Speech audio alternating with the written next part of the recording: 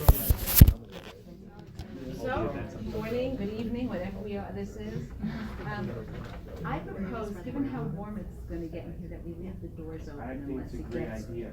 unless it gets too noisy, then we have to close them. But otherwise, let's just, it is ridiculous that we, you know what it is? I got it. The building only provides air conditioning until 6. School won't pay, so we don't get AC. I have no idea if that's correct. I was pure guesswork based on the fact that it's so hot in here. In the afternoons. So did anybody read anything over the week, or look at any of the assignment, or do any reading, or find anything interesting in anything related to zoning over the last week? No? I was reading through the Eastchester Board of Standard and Appeal zoning standard. Well, it's not appeal. called the Board of Standards and Appeals. New York City is the only place that I know of where it's called the Board of Standards and Appeals. Outside of New York City, it's always called the Board of Zoning Appeals, Zoning Board of Appeals. I think it was the zoning board of appeals. The Board of Appeals is in it, who knows what else, and Board.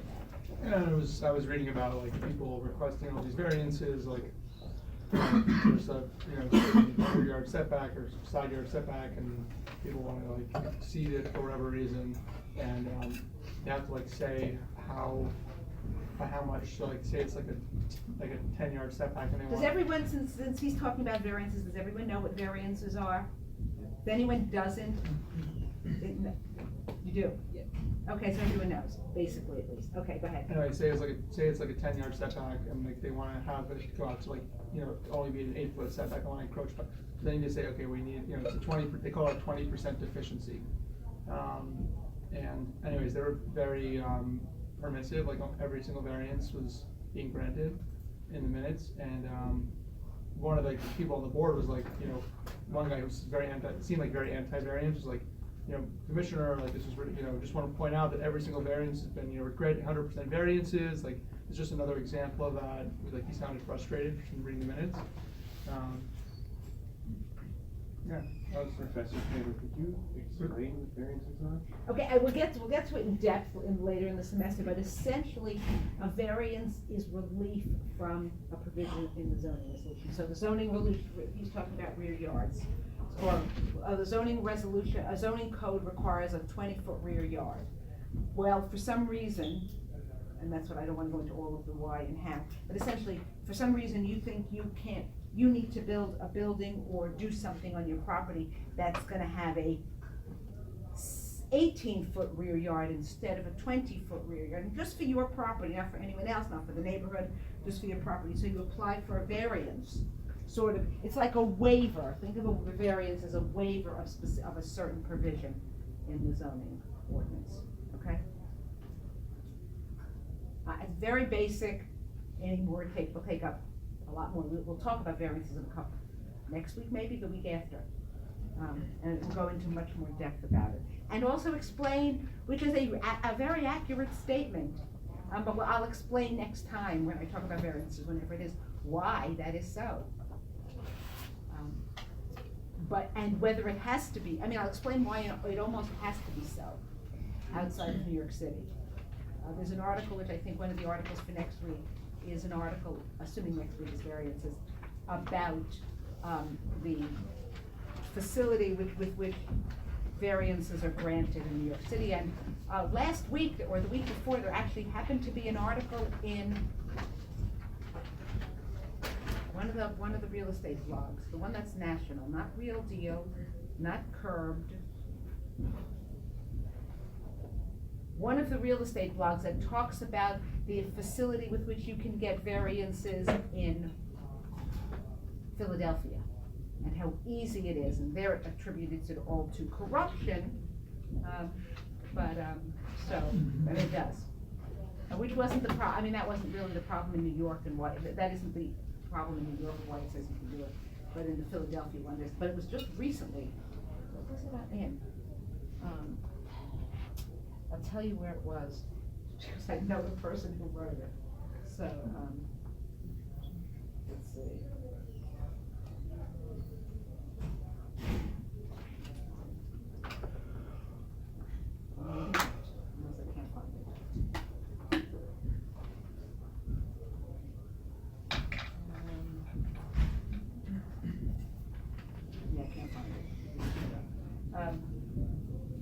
anyway, so, yes, you get variances.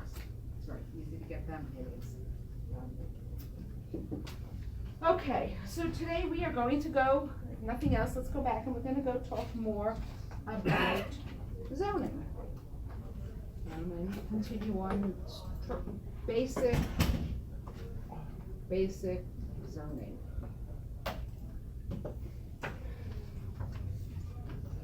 Is it on? Can someone look?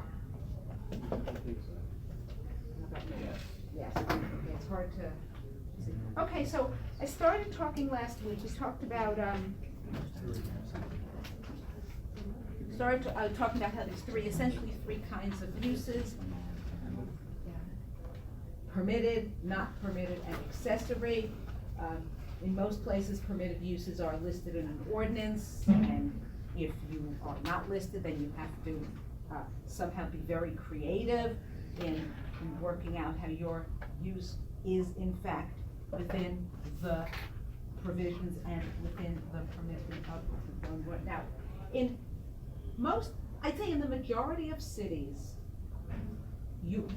in order to establish a use, you don't necessarily need any discretionary approval. However, there are some places where you cannot begin a use, right? You wanna change, you have a restaurant and you wanna change it to, what's a restaurant, you're not gonna change too much besides a restaurant. You have an office use on the second floor and you wanna change it to another kind of commercial use, a store, let's say. And there are some places where you need and I will say this now, terminology is confusing. So you have to do your best with it. Whereas you might have to get a use permit. Use permit is not the same thing as a special permit or a special use permit or a permitted use. All are different things, okay? A use permit in some places is literally a permit from the city that says, you may use this building for this use, okay? And that is, it may be discretionary, it may be ministerial. So let me explain the difference between something that's a discretionary approval or a discretionary permit and ministerial, because the concept is very important in development. Something that's ministerial, a ministerial approval, a ministerial permit, means that there's no discretion.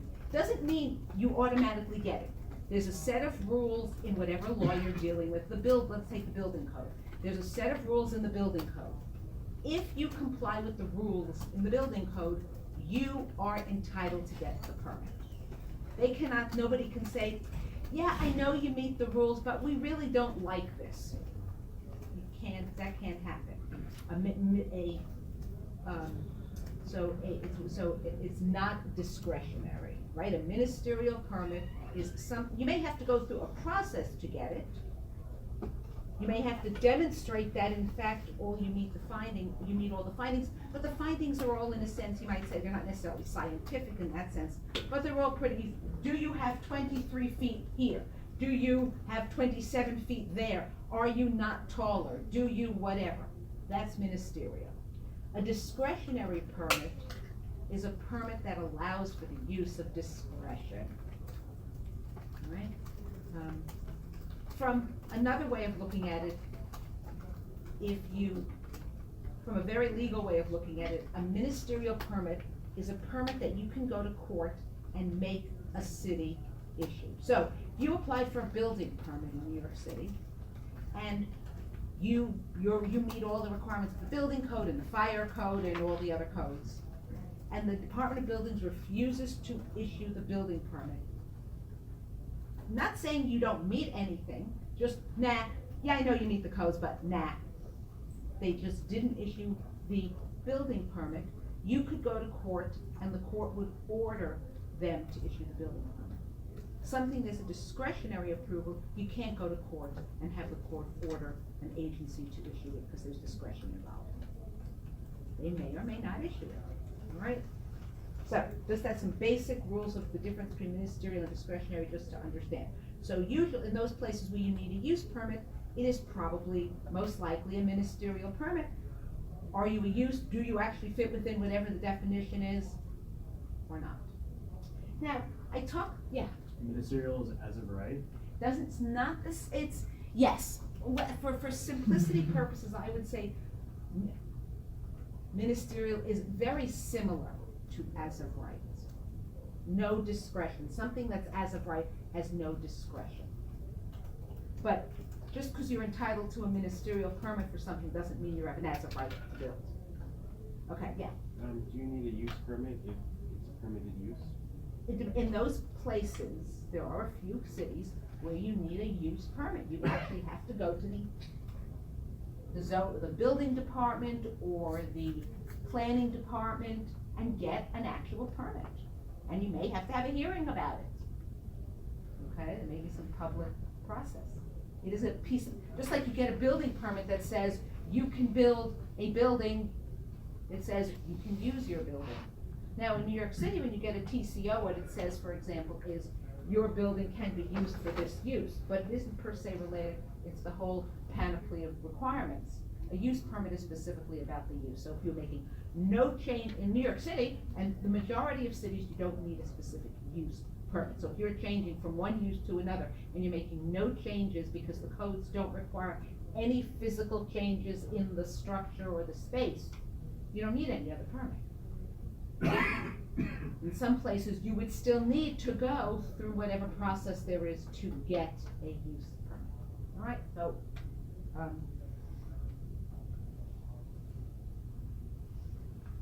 now, the reason that we start with uses is because the main purpose of Euclidean zoning was originally, and it still is, the underlying purpose of Euclidean zoning was to separate uses.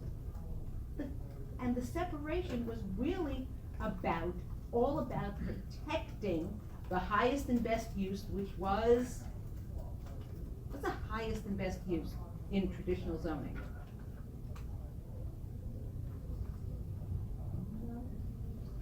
Residential. It's all about protecting residential uses.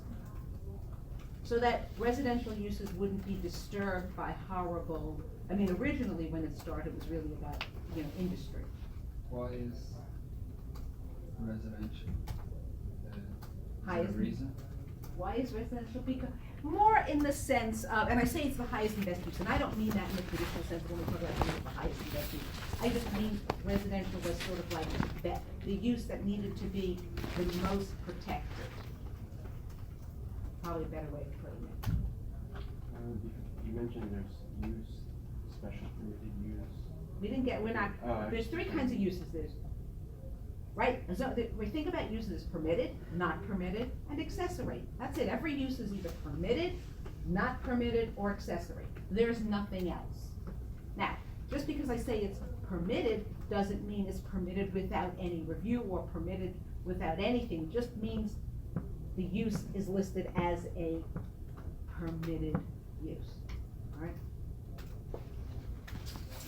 Because, and zoning, it was sort of on the basis that certain uses are incompatible with other uses, which to some degree was always a fallacy, because if you go back to cities as they were built go back to the 18th century, everybody had their uses. You had if you had a residential building, you would have your residence right next to your business. Whatever your business was, whether it was a farm or you were a blacksmith or you were whatever, the odds were that you lived next to your business. Less concern about separation. But as industries became bigger and more, I can't say offensive because tanneries have always been offensive.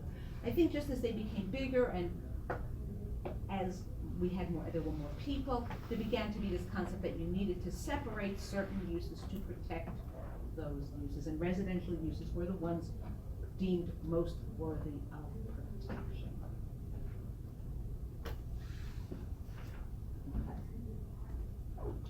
So, listed uses are going to be permitted, and you have to fit within the definition. So let's assume you have a district that allows two uses in it, two kinds of uses in it. Just because a district allows two uses in it doesn't mean that a building allows two uses in it. So whether or not a mixed-use building has to be permitted in the zoning ordinance has to specifically provide that mixed uses in a single building are permitted. If you, just because in any district, let's say you can have a store and an office, doesn't mean that you can have a store and an office in the same building. The zoning ordinance is gonna have to give you the right to have mixed uses, whatever those mixed uses are. I made a research on the property, and it's in a special district, and What, it has, on a particular property, yeah? and it has I thought it was weird because it has two zoning categories that are both commercials, and I was surprised that the lot could have two zoning commercial categories. What does it mean? I'm sorry, two commercial, I mean, there are let's say there are mixed use districts that are M/R districts. Yeah, this I understand, but this one it was a lot, and it was C6 and C5. That's not two districts, that just means it's a split lot. It's a split lot, okay. So, right, so a split lot, which we're not gonna talk about today really, a split lot, but here's your lot, and this is your C6/5, you say, and a C, I don't remember, you said C6/6? Yeah. Okay. Now what can you do on the property? Now, from a use perspective, there's no difference. C6, Yeah. uses are C6, so it doesn't matter. But a split lot means simply that you have more than one zoning district on your property. All it means. And can you make, like, for the whole lot, can you follow one of the two for the whole lot? But the whole lot is the same use, okay? Yeah.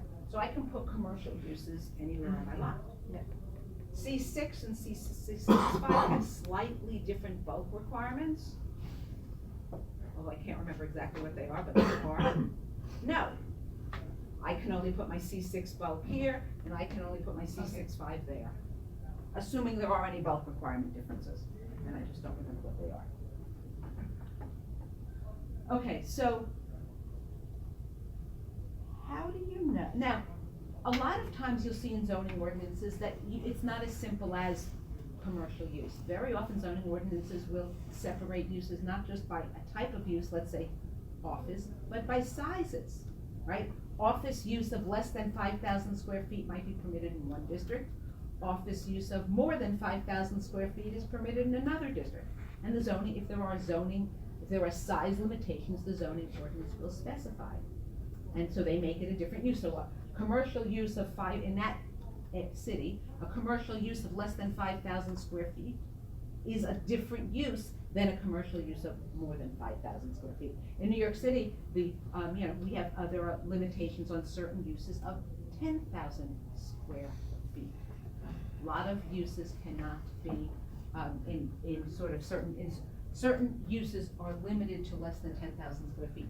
The logic of that is completely non-existent, but that is true. So for example, you cannot have a supermarket in, let's say it's like a C5/5 district, I think, can't have a supermarket, okay? I could be wrong about it, just however, it could have a CVS that sells all the foods that you would find in a supermarket of 15,000 square feet. You could have a 15,000 square feet that sells all the foods that CVS's are now selling, and that would be permitted. But a supermarket of 15,000 square feet would not be permitted in New York City, because there was a 10,000 square foot. Now, the logic may escape you.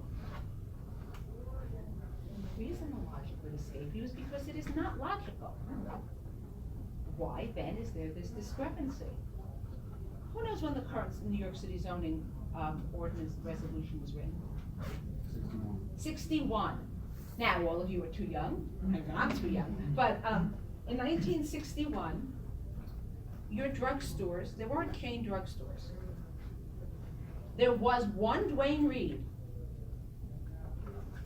which opened in the 60s on Broadway. But there weren't chain drugstores. So what was your drugstore? Your drugstore was a little neighborhood drugstore. It was small. Supermarkets were big. And so where there are 10,000 square foot limits, it is because in 1961, the the particular uses, like hardware stores have limits, but I think hardware stores have limits and electronic stores, I'm sorry, hardware stores don't have limits, but electronic stores do, I can't remember. So Best Buys are permitted in certain places, again, because hardware stores in those days were small. And so there was no concern about them, right? They were neighborhoods businesses. So something that was always in those days a neighborhood business, you didn't have to put a limit on because they were all neighborhood businesses. The problem, of course, is that what we do with uses today is very different than what happened with uses in 1961. You had a question? Yes. I'm trying to follow you with the different types of uses. You said permitted, not permitted, and accessory. Accessory. Can you give me the definition? I got permitted. Right, permitted means it's listed in the zoning ordinance, it's really all permitted Okay. means. Not permitted is not listed. Okay, Pretty simple. right, got it. An accessory, there's the definition of accessory, Okay, got it. all right?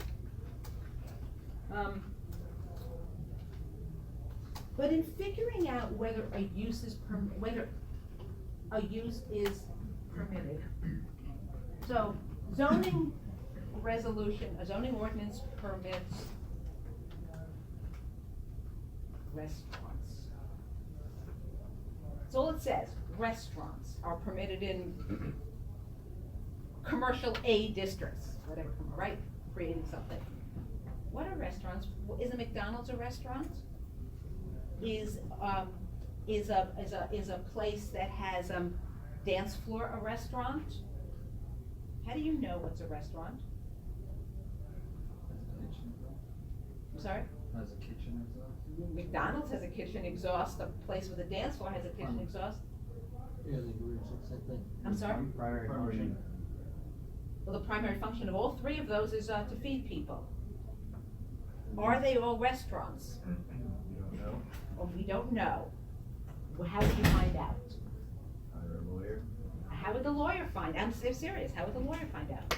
We call you land use lawyer. How would I find out? Let's go back to, you have to look at the zoning ordinance. What is one of the most important sections of a zoning ordinance is the definition section.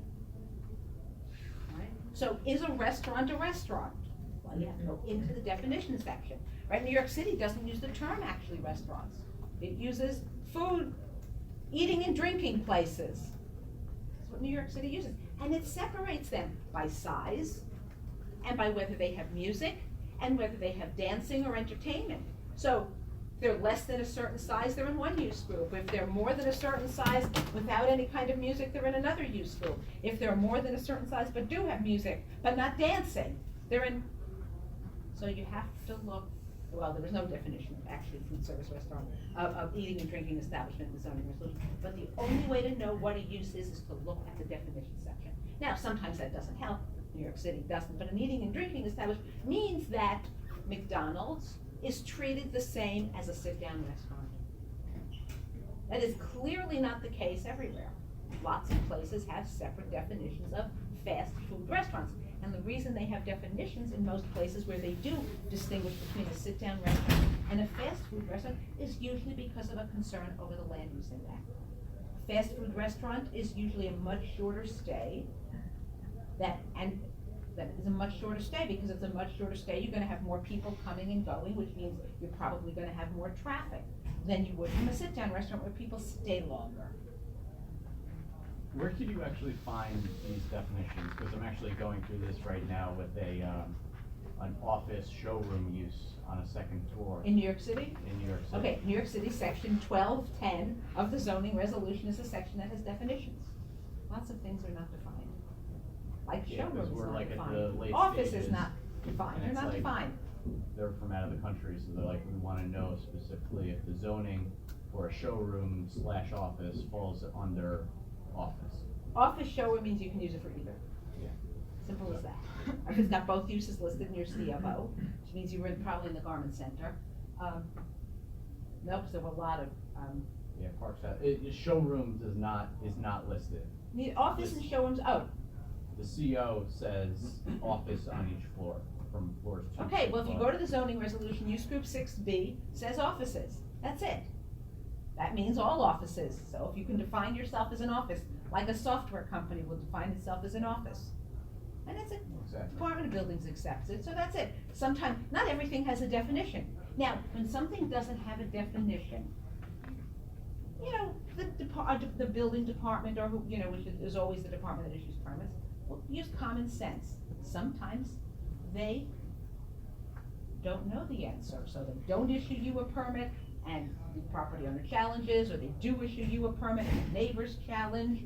Then you go through the Board of Appeals. We're not gonna talk about that today, we'll talk about next week, as I say, or the week after.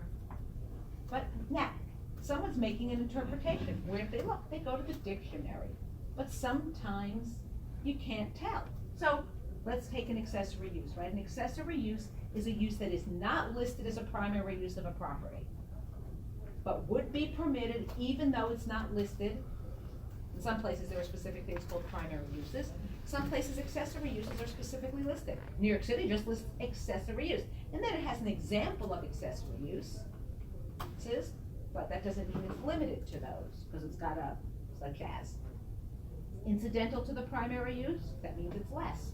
Subordinate, customarily found in connection with and generally located in the same lot.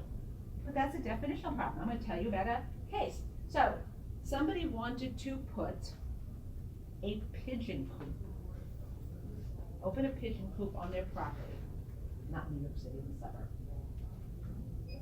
In the Mamaroneck, actually, as an accessory use to their residential use. Well, in Mamaroneck, accessory use includes the keeping of pets. That's actually listed as an accessory use. So the question was a pigeon coop, were pigeons pets such that they were permitted as an accessory use?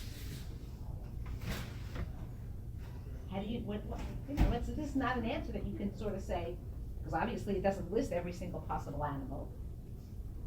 So the question comes down in part to the definition of, you know, the zone. Some ordinances will have an actual definition of accessory uses. Some, like New York City, doesn't actually have a definition, and some of these, that list some possible. So, well, what was the question? Is it a pet? So the first question was, an accessory use is customarily found in connection. Well, are pigeon coops customary? Now, in the 1960s, pigeon coops were everywhere. I mean, my brother's best friend's father had a pigeon coop on the top of his building on East Broadway. People did that. They had them all over the city. There were pigeon coops. Not so true now. So in 2012, the question in Mamaroneck, was it a customary use? And somebody researched and determined that there were no other pigeon coops in Mamaroneck. So it obviously wasn't a customary use. Notwithstanding that, I forget, is it Kashif Muhammad Ali or one of the big, he's the one who has a pigeon coop? Yeah, so he keeps pigeons. So that was the first question. Was it customary? The answer was no. And when you say was it customary, why not customary now? It was customary now, because right now, nobody had pigeon coops in Mamaroneck. Why do you have to look back to 1961? You aren't looking back to 1961. I was just giving you an example. Pigeon coops once were customary, but they're not customary now. Even though Mike Tyson and the Queen of the Netherlands both, which is what the property owner argued, well, Mike Tyson and the Queen of the Netherlands have it, yes, but Mamaroneck there aren't anymore. So the first question was the customary, and then the second question came down to, was it a pet? Well, was it a pet? These are racing pigeons. When a racing pigeon stops being fast, racing pigeons are killed. You don't kill your pets because they're not fast enough. Therefore, the conclusion was they weren't customary and they weren't actually pets, and therefore they could not be permitted as accessory uses. And that's the way of looking at it. That's the way the Board of Appeals looked at it. That's the way you would look at some of these things. How do you know if something fits?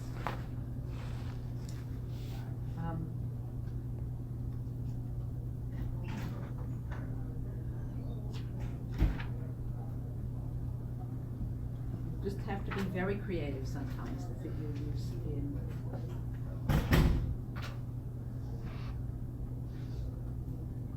Okay, now, yeah.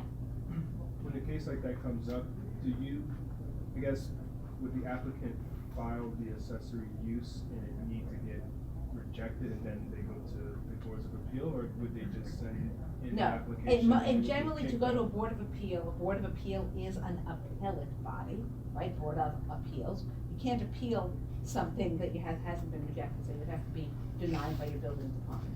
Right. And some places you actually have to file a lot, and some places, like in New York City, if you know there's an issue, you might just be able to go and say, give me an objection so I can go file an application. You don't have to go through the whole process.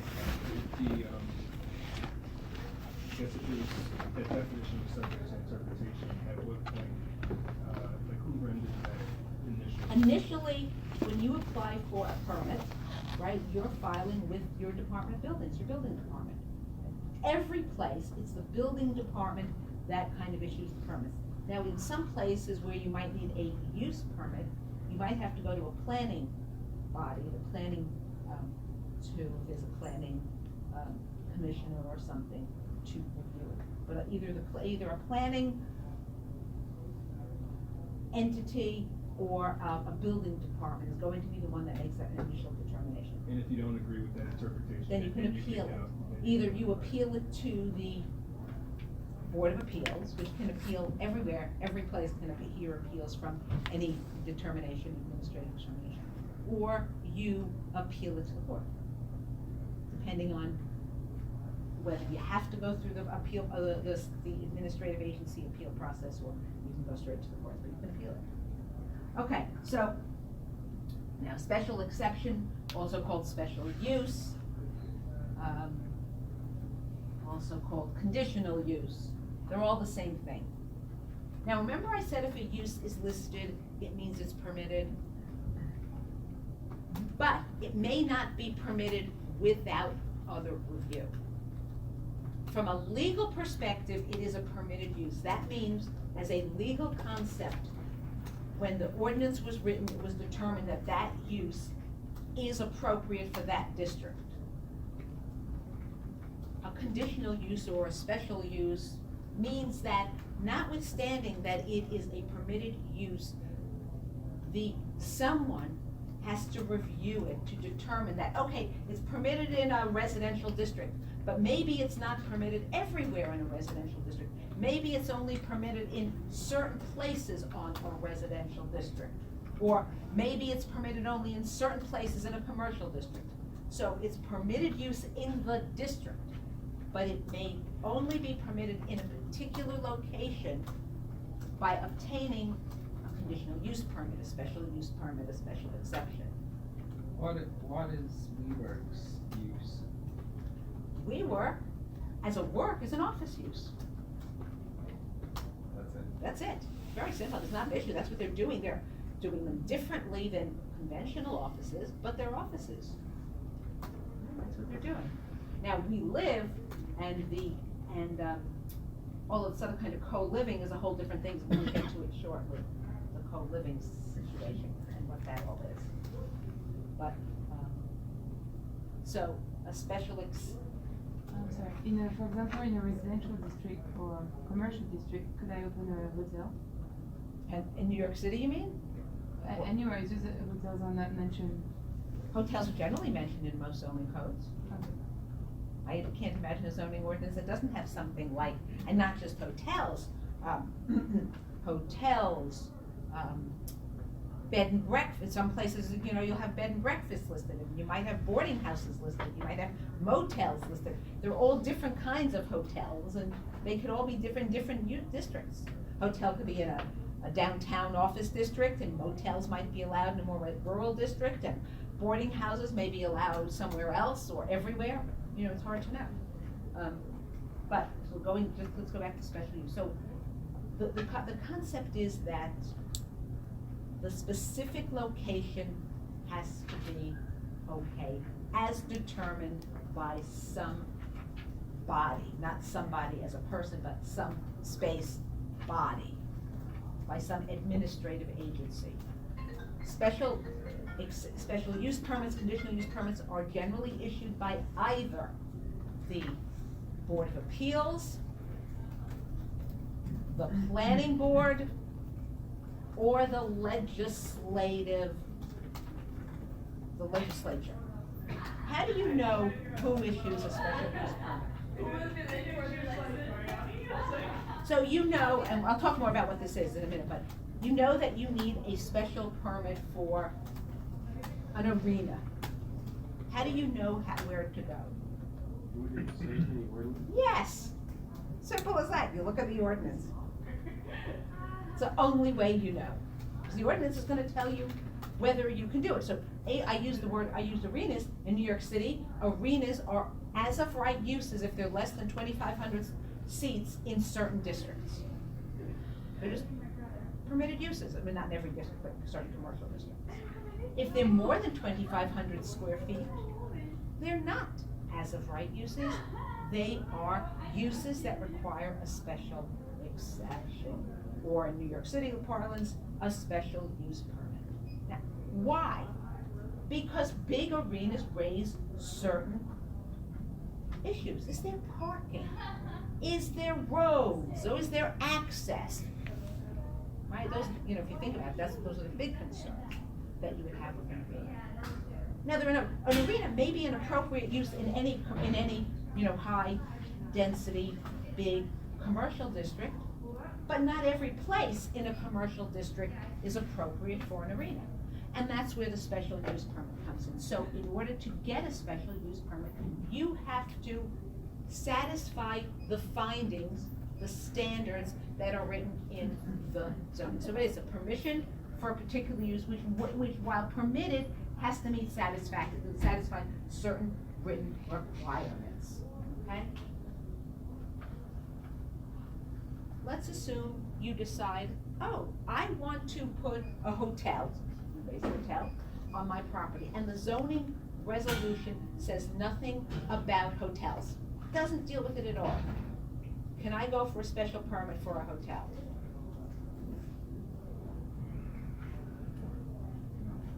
Who said no? Okay, why not? It's not listed as all. Yeah, it's as simple as that. It's not listed in the ordinance. You can't just say, gee, I want a special permit for use. Remember, uses that are permitted are listed in the ordinance, whether they're permitted as of right or permitted by a special use permit or conditional use permit. If they're not listed in the ordinance, you cannot just decide, gee, I want to get a special permit for this use. What is ULURP then? We are not talking about ULURP today. ULURP, but just to be clear, ULURP is just a process. That is all ULURP is. ULURP is a process by which certain approvals are issued. It is nothing more than a process. Uniform Land Use Review Procedure process. Okay, that's what ULURP is. So what would you go for then? If it's, what would I do? Yeah. I'd have to change the ordinance, or I'd have to not put one here. Nothing else I can do. Maybe get a variance, but, you know, I might be out of luck. City just doesn't allow hotels in it. What about an amendment to the zoning? Yeah, you can do that too, that's what I'm saying, you change the zoning ordinance, right. Okay, but if it's not listed, you can't, if it's not written in the ordinance, you cannot just go and apply for a special permit.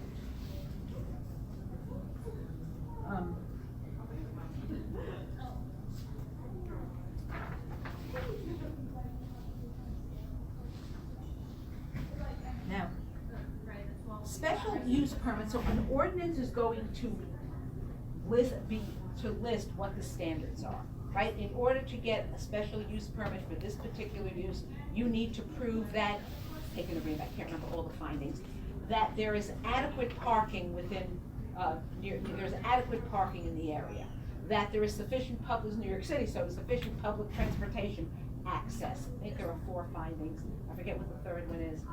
And the fourth one is every special use permit is going to have a series of findings. And some of those findings may be very technical, right? Has a access onto a public street, is located within half a mile of a major highway. Like something that's, you know, you either are or aren't located within a half mile of it. You either have a lot that's 10,000 square feet or not. Those are, you know, scientific, they're not really scientific, but they're really defined standards. No matter matter where you are, there will always be a finding, something to the effect of, is not inconsistent with the development of the neighborhood, will not impair other uses in the neighborhood, will not prevent the use and development on other properties. What kind of standard is that? Completely subjective. Which means that special use permits are always discretionary. Now, arguably, if you can now, there was actually, no, two cases that came to opposite conclusions. One I just read about in Missouri, somebody wanted to apply for, a quarry wanted to apply to expand on some new property. And the ordinance, Cass County, had 12 findings that a special permit had to satisfy with respect to, location on roads, had adequate dust treatment, it had all kinds of specific standards. And the 12th standard was something like, does not impair the development of nearby properties. They made the 11 specific findings, and then the Board of County Commissioners, which was the agency that issued special permits there, denied it. It said, this is a problem for the neighborhood. They went to court, and the court agreed that they had to make all 12 findings, and if they couldn't make the 12, they couldn't make the 12. Now, I just read about a case where, I don't remember what the use was, but there were 5 they had to make 5 findings, one of which was, does not impair the use of the surrounding properties. And the court said, since they satisfied all the other 4, and there was no evidence of anything else, they obviously couldn't be impairing the development of the surrounding properties. So in the first case, the court said, this is what you've decided it can. In this very recent case, the court essentially said, you haven't demonstrated that you're demonstrated. Now, when I say demonstrated, what do I mean? So how does it work? You file an application with the agency that is going to issue the special use permit. You probably have a public hearing. You present your evidence, either in writing or, as you speak in front of it. You have to demonstrate you meet the findings. So in that case, the court said they demonstrated that they met the 4 findings and there was no evidence to the contrary. Do you really believe it was subjective, or there was obviously some lobbying efforts also to change, sway people's perception? Let's talk lobbying. We'll have to talk about it sometime, and I'll probably talk about it again.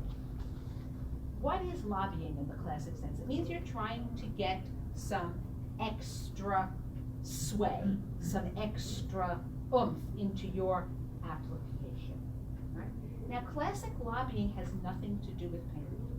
Right? Lobbying means that you know one of the commissioners, and so you explain to him, this is lobbying, we're not talking bribery here, and you explain to Jane, who's the commissioner that this is really, really, really a good thing, this is why we need it, and you explain that. That's lobbying. Lobbying is persuasion. When you lobby for something, you're persuading by all the means you could possibly bring. But that's what you're doing. So was there lobbying involved? Possibly, but in theory, you shouldn't be talking to a decision maker, and in New York City certainly you can't. A lot of places there's ethics restrictions that prohibit you from talking to the decision maker. So how do you lobby? You lobby not by talking to the decision maker, if it's an administrative agency, because you can't go to an agency. You can always go to an elected official, right? Because they respond to the public. If you have a problem, you can call up your local representative, your local city council person, and say, hey, there's this problem. And they can listen to you. That's how you lobby. And they'll listen to you if they know you. They'll listen to you if they know you're lobbyist. Doesn't mean they won't listen to me if they don't know me, and we're just more likely to listen to you if they know you. That's what lobbying is. Traditional lobbying. Bribery is a whole different thing. That's subjective too. I honestly believe that the vast majority of, in New York City, let's say, there is not a lot of bribery that goes on of administrative agencies. I don't think there's any actually that goes on. What about Capolino? and Dil- Capolino is not bribing anyone. How does Capolino work? Capolino works like all lobbyists Well, work. he donates to people's campaigns. Yes, it's not illegal. And that's one problem with It's a compliment. not having, but there's lots of issues there, let's not get into the whole issue of, that's a huge issue. I mean, political action committees, which don't identify their donators, but that's not the word, the people who donate, right? You have no idea who's doing it. Now, we're gonna leave aside certain presidents who shall not be named, but the vast majority of the cases, you're not paying them for their decision. The fact that I may have given $100,000 to some campaign, and therefore you're disposed to do something for me, is not technically bribing. All right? Bribing is I give you $100,000 if you'll do this for me. If I give you $100,000 because I think you're a great guy and I really want you to be elected, and then after you get elected, you do what I want, it's not actually by the law bribing. But it is a problem with private campaign finance, right? It's a problem. But anyway, leaving aside politics, and moving back to special uses. So an ordinance is going to have standards. If it doesn't have standards, then technically it's probably not legal, but nobody challenges these things, right? So lots of, New York City zoning ordinance has standards, and there may not be a lot in some places, but some places have almost no, or have very vague standards, like, and they're very vague standards, but people don't challenge it, because it's very difficult to challenge, an ordinance, and you're not gonna challenge it, really the substance of the language of an ordinance, unless it's really a problem you can't get your special use permit. So it's gonna have standards, and there's a question of the standards. So, okay, it's a discretionary action. In order to get it, you have to demonstrate that you meet the findings, that you satisfy the requirements of the ordinance, whatever they are. Now, in order to do that, you have to provide evidence. But evidence here is not like evidence in a court, depending on where you are. If you're in New York City, you're talking real evidence. If you're in a small suburb, or you likely just go in and say, I want a special permit, let's say, something that often requires a special permit, or special use permit might be a fast food drive-in, I'm sorry, not a fast food, a drive-through lane for a restaurant. And there might be just a couple of standards, right? Is on a main street, has adequate access and egress, and does not impair the development of the surrounding properties, right? That could be 3 standards in it. So how do you demonstrate that you, is on a main street, has adequate. So I have to demonstrate that I have adequate egress and ingress. How do I do that? Well, I probably have to show how many people I expect to come at any hour of the day. I have to show how many people I expect at any hour of the day, how wide my access is, how maybe parking spaces, how the process of how they're gonna go, the drive-through is gonna go, whether the road is so crowded.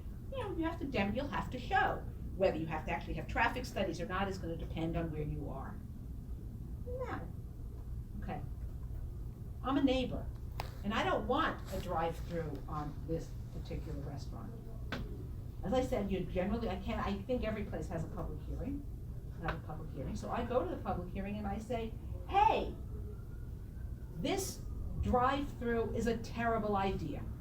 I don't want this drive-through here, and I don't want this drive-through because the street is the way that all the kids go to the elementary school. And so you have a problem because it's going to be dangerous for little kids. Okay. Now, I didn't bring any studies. I didn't bring any evidence except sort of saying something, that's true, everybody knows, it's sort of generally known in the community that this is the street that people walk down to get from the housing over here to the school over there. And that's enough. I've made my argument. If the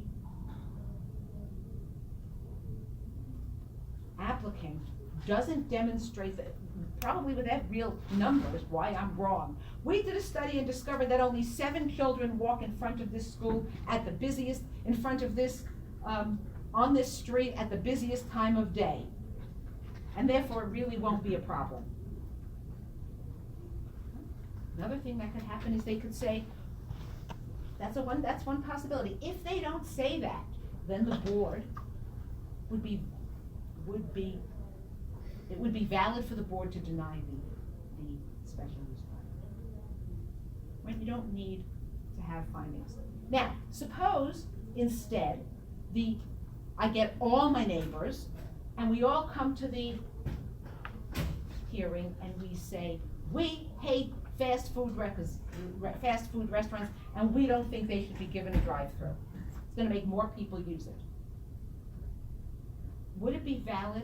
Would it be legitimate for the board to deny the special use permit? Why not? They haven't really demonstrated, I guess, potentially a nuisance, but not anything that would necessarily obstruct or. A reason. They haven't really given a reason. All you have is, so there's 1,000 neighbors who's come in. Does that change what you think? Well, that could potentially, like you said. All I've said is 1,000 neighbors sign a petition that says, we don't want this drive-through. That's all it says. We don't want this drive-through. Doesn't change. And you'd be right. You cannot, a board would not be, it would not be valid to a board to deny not variance, the same rules apply, but a special use permit because simply a generalized, let's call it generalized community opposition. There has to be evidence. The evidence doesn't have to be scientific, but there has to be something that's substantive. I mean, in practice, I don't think, I mean, from what I've seen, that's not the case. Like, I've seen developers come and pay very, like, the smartest people in different fields, smartest developers, do extensive studies. Yes, because there's not, because. And all it takes, though, is a handful of uninformed people who are against a project to just voice their objections to it with no credible evidence. Okay, where did you and see that project. happen? In Greenwich, Connecticut. Okay. And one thing I noticed is that a lot of it has to do with the dynamics of the board. For example, if you don't have a strong leader on the board, I feel like a few neighbors can come out against something. Saw something else in Mount Pleasant, strong leader of that board, and who wasn't getting pushed around by people who were opposing something without, you had neighbors who were acting as if they could really understand, some of these detailed reports, like traffic studies and things like that, that I think you need some kind of special technical knowledge even to understand what the reports are. Well, some of them you can, but the answer to you is that could very well have happened. That doesn't mean it was legal. If the applicant had gone to court and challenged the denial and said there was no evidence to support a denial, he would, assuming that's what happened, he might have won. Okay? People do, right? People do all kinds of things that aren't allowed, that are not in accordance with codes, law, whatever. They do it because they don't understand, they do it because they make mistakes. That's why legal decisions get overturned, right? One court says, this is okay, the court above it says, no, it isn't okay because the lower court didn't look at something else. So people issue decisions that are wrong all the time. Nobody challenges it, it stands.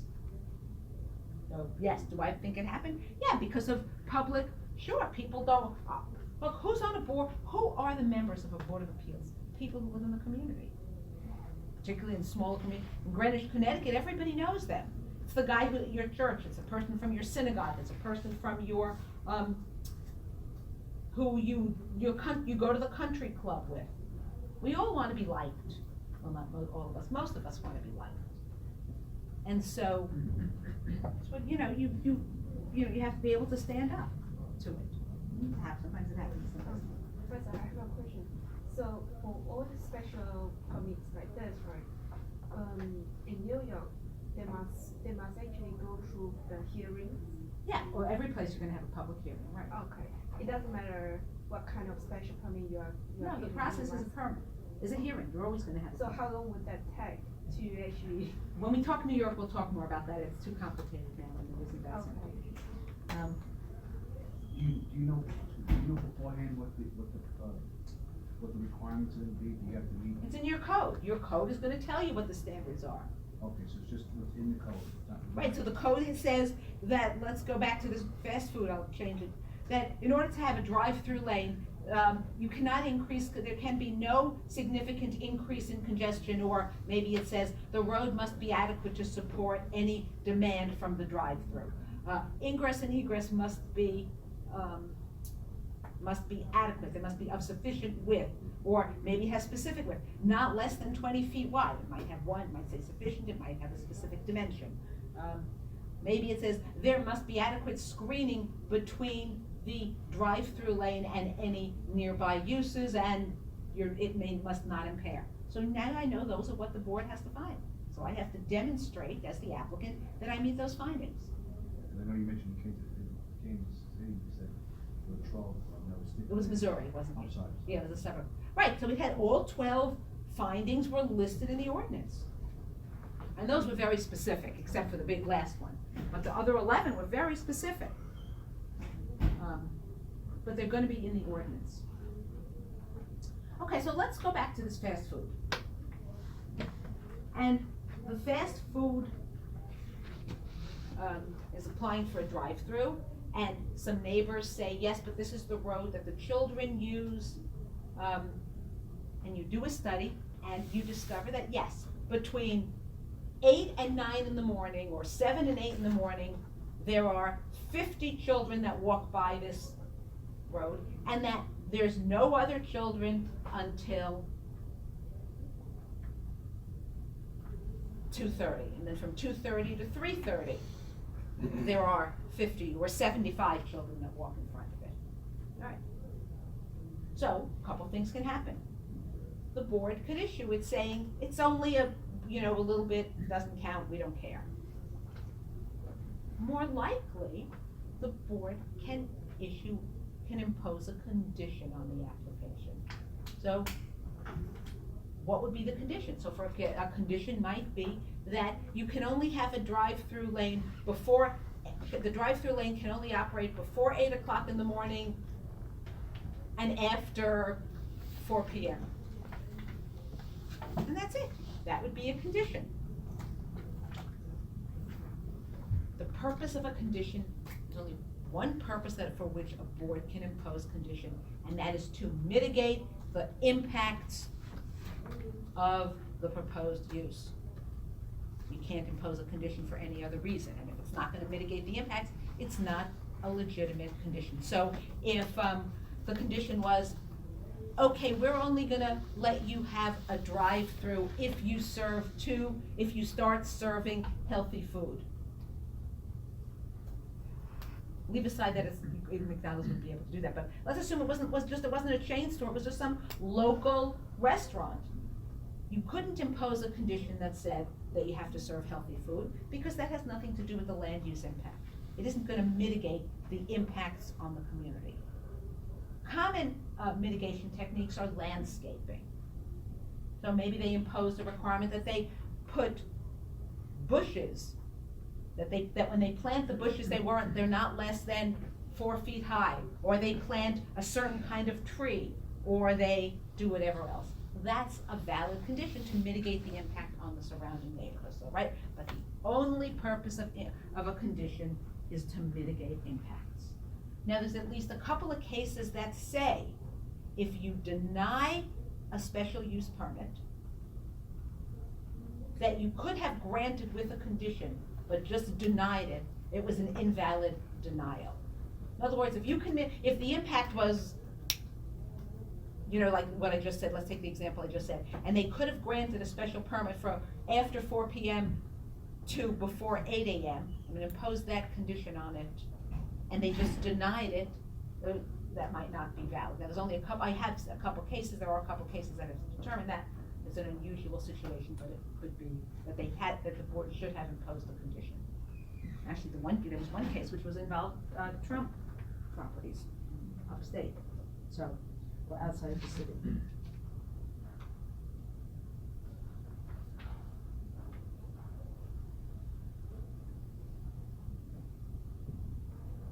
So,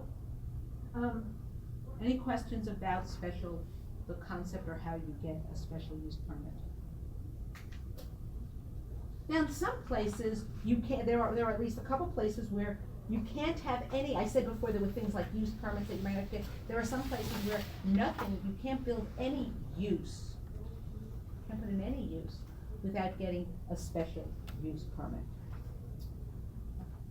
A court in Wisconsin said that an ordinance that did that was invalid, and a court in, I forget which southern state said that that's okay. Depends on the state, so we don't know whether it's okay.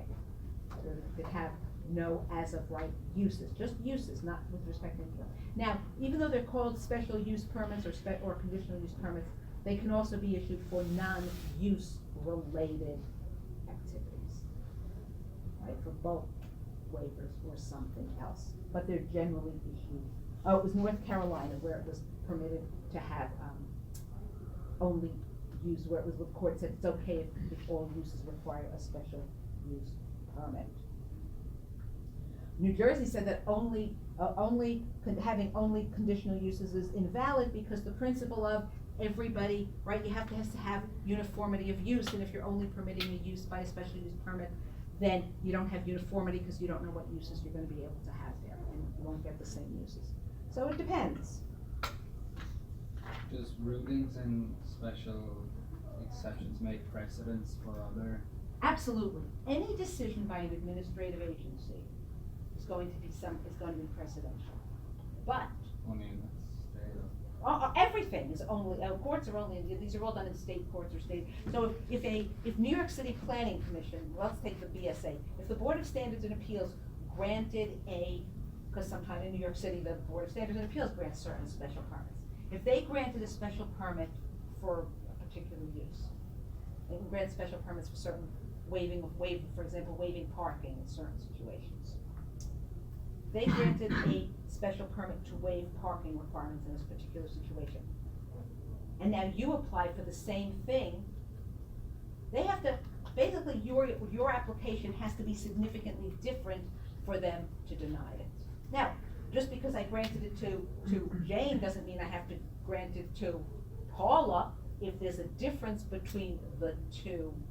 Would you have to, let's say precedence was made through the BSA, could you gain the variance through Special standard? use permit's not the same, but. Sorry, through standard DOB? No, you or can't, have to- the DOB, if you think of it as a hierarchy, you have the building department down here. Above them is like the Board of Appeals, or Planning Commission, or whatever, and above them is the courts, right? The building department cannot override what a court says or what the Board of Appeals or the Planning Board or whatever, can't override, can't work that way. They're at the bottom, DOB can make the first determination, can't override what some other agency is doing. No, but I mean, let's say the BSA had allowed the variance for parking lots, and now I was neighbouring lot, and I went for. You still have to go back to them. DOB, the building department cannot say, oh, they gave it to Paula, now they have to give it to Jane. They can't, it's not up to them, that's not their function. Conditional use permits are issued by whichever agency is authorized to issue them under the ordinance based on the state law.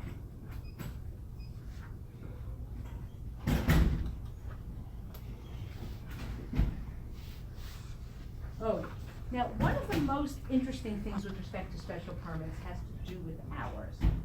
So let's take a restaurant with a bar in a residential or mixed-use district. So a restaurant wants to open with and serve alcohol. A restaurant wants to open and it's gonna serve alcohol.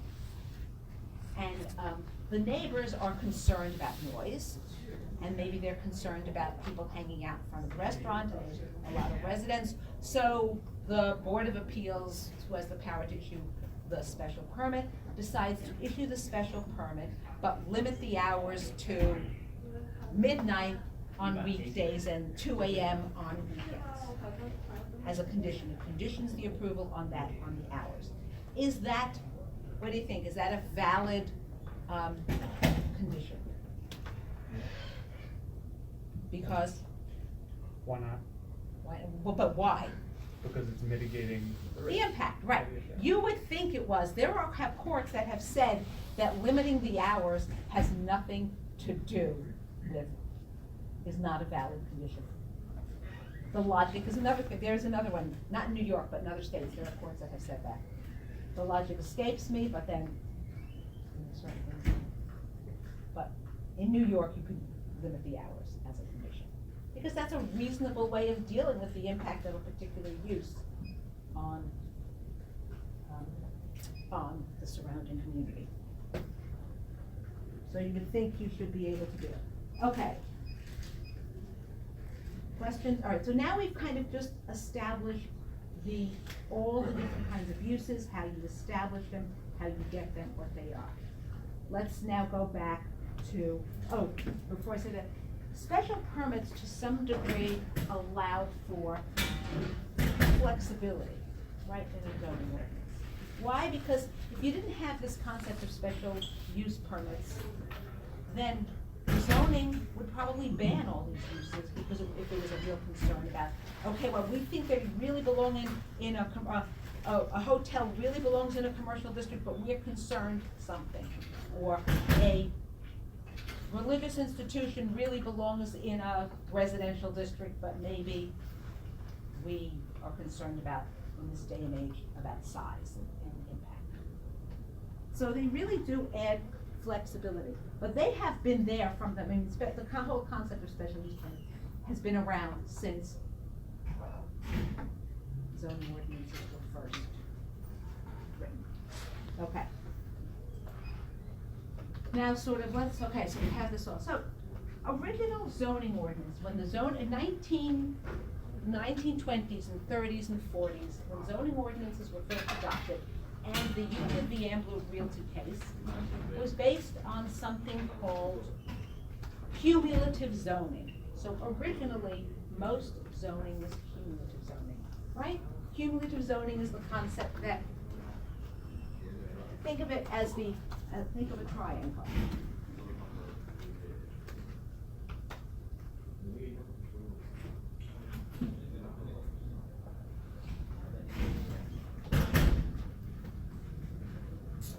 Okay, in cumulative zoning, think of your uses as within this triangle. Maybe at the top of the triangle, you have single family, residential. And then you have multifamily. And maybe next you have office districts, right? So office uses, not district, but office uses. And maybe next you have, all other commercial uses.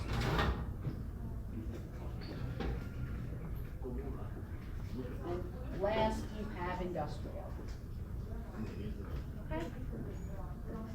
In a cumulative zoning district, only use permitted in a single-family district or single-family districts. In a multifamily district, you can have single-family and multifamily. In an office district, you could have single-family, multifamily, and office, and so forth and so on. So that in an industrial district, you can have anything. Because this was the original concept, that you were really trying to protect the residential uses.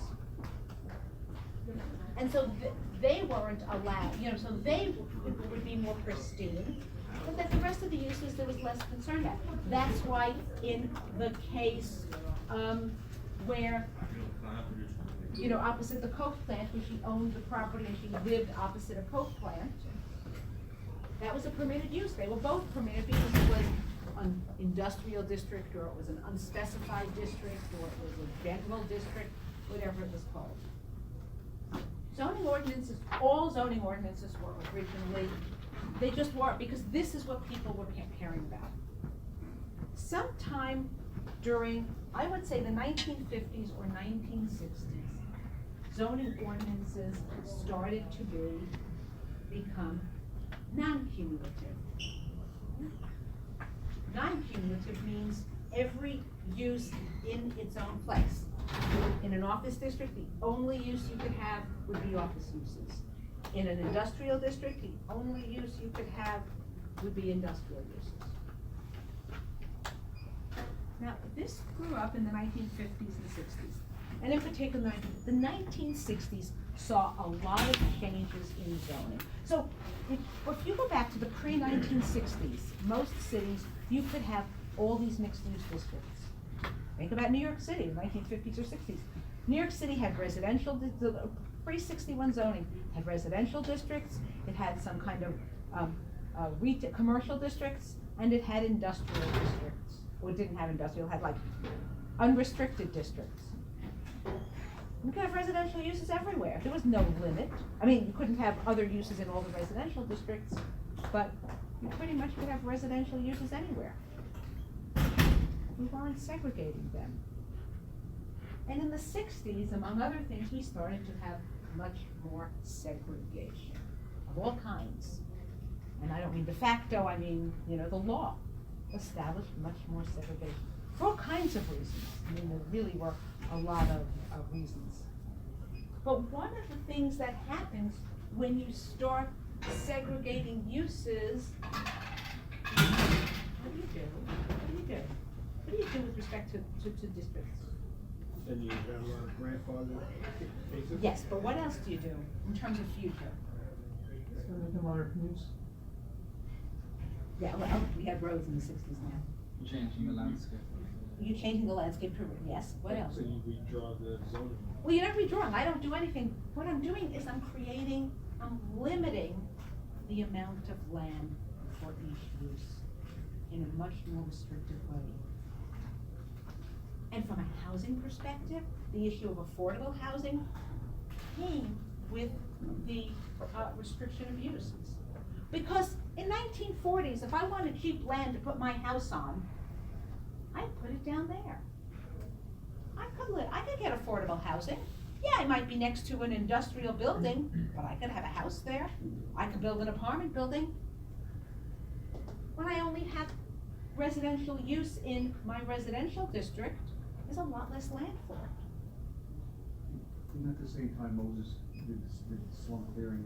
Oh, yeah, let's not talk about urban renewal and Robert Moses, but yeah, go ahead, what were you gonna say? Like basically came around the same time as right before the war.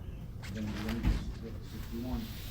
Yeah, but we had urban renewal in the 40s and the Yeah, it's 50s. true. It's from way before. Yeah, it was pushing it forward. Right. So, some of this growth of cumulative zoning has led to why we have an affordable housing crisis today.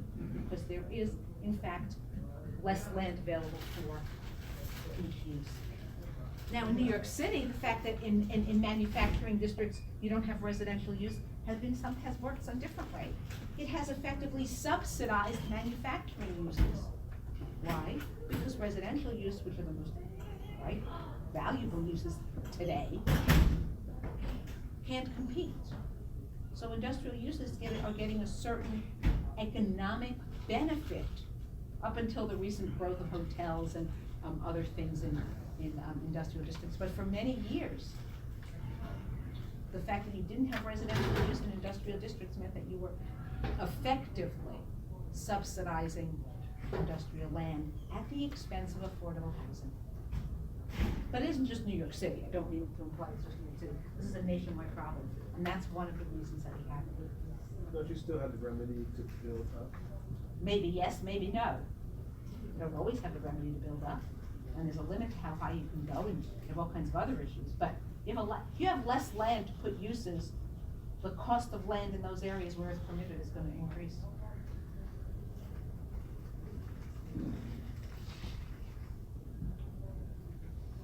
So, It also led to all kinds of segregation. Because as we had separate single-family districts where you didn't permit any use, you might have more, it just led to all kinds of segregation, but mostly economic. Okay, so we talked about what as of right is already. Okay, so going back to cumulative zoning. So I call this single-family residential use. So, one of the biggest questions is, what do I mean by single-family residential use? What is single-family residential use? And even broader, what is residential use? How would you know what residential use is in any district in a city? Reading the definition. Yes! I mean, this is the answer. This should be your first thought. The first thing you do when you're trying to figure out what something means is you go to the definition section. Doesn't always mean there's a definition, but that's where you start. Okay?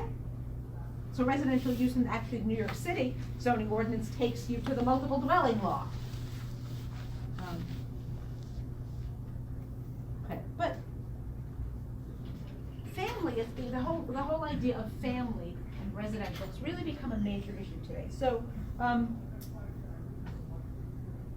originally the concept of most zoning ordinances prior to the 60s did not define families.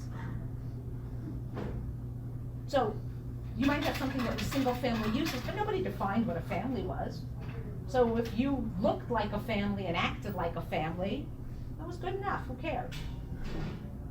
Starting in the 60s, ordinances started to define families. Anyone have any idea why in the 60s we started to define families? Maybe there was just a lot of, I guess, maybe cases that were just in the gray, not so black and white, so they needed to bring some clarity or uniformity. Yeah, no, not really that. There's we have like certain houses were packing people in, and you have to, maybe there was like an occupancy. Well, you don't need to be a family to have occupancy. You can say not more than 5 people here. It doesn't have to be family. Homophobia? No, 60s was too early for really homophobia. What happened in the 60s? What did we have in the 60s? Civil rights. I'm sorry? Civil rights. Yeah, what else did we have in the 60s? Vietnam? What else did we have in the 60s? We had hippies in the 60s. And where did hippies live? Together. I'm serious, right? You had communes. What else did you have in the 60s? Up until the 60s, most universities required that you live on campus. And it was single-sex dorms. What happened in the 60s? Co-ed dorms and people moving off campus. So all of a sudden, you were getting all these other people that weren't families. And residential communities, particularly white residential communities, but not only, and white middle-class residential communities, began to be very concerned about all the people.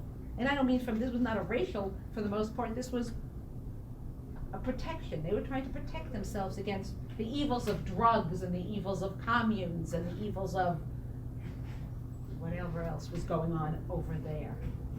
And so, and this really did. Ordinances in the 60s is when you started having definitions of family. Most zoning ordinances, I don't know about most anymore, I'd say the majority of zoning ordinances today have some kind of a definition of family or household. Sometimes it's not considered, it's not the term family is used, the word household, single household use. And a lot of those zoning ordinances, including New York City's, there was one other thing that led to the concern about families. 1960s was when people realized that all of these institutions where the mentally disturbed were imprisoned, and I don't mean imprisoned, I mean were kept, that it was bad for them. And they closed these 2,000, 5,000 person institutions. Creedmoor in Queens was an enormous one. But all over the country, they started being closed. So now you had these people who used to be crazy, now were being released into the community. People didn't want them in their community. So for all of these reasons and probably a lot of others, they started adopting. So family. So families where they're defined are generally any number of any number of related individuals by blood or marriage. Now, some ordinances originally said families, people related by blood or marriage, which meant that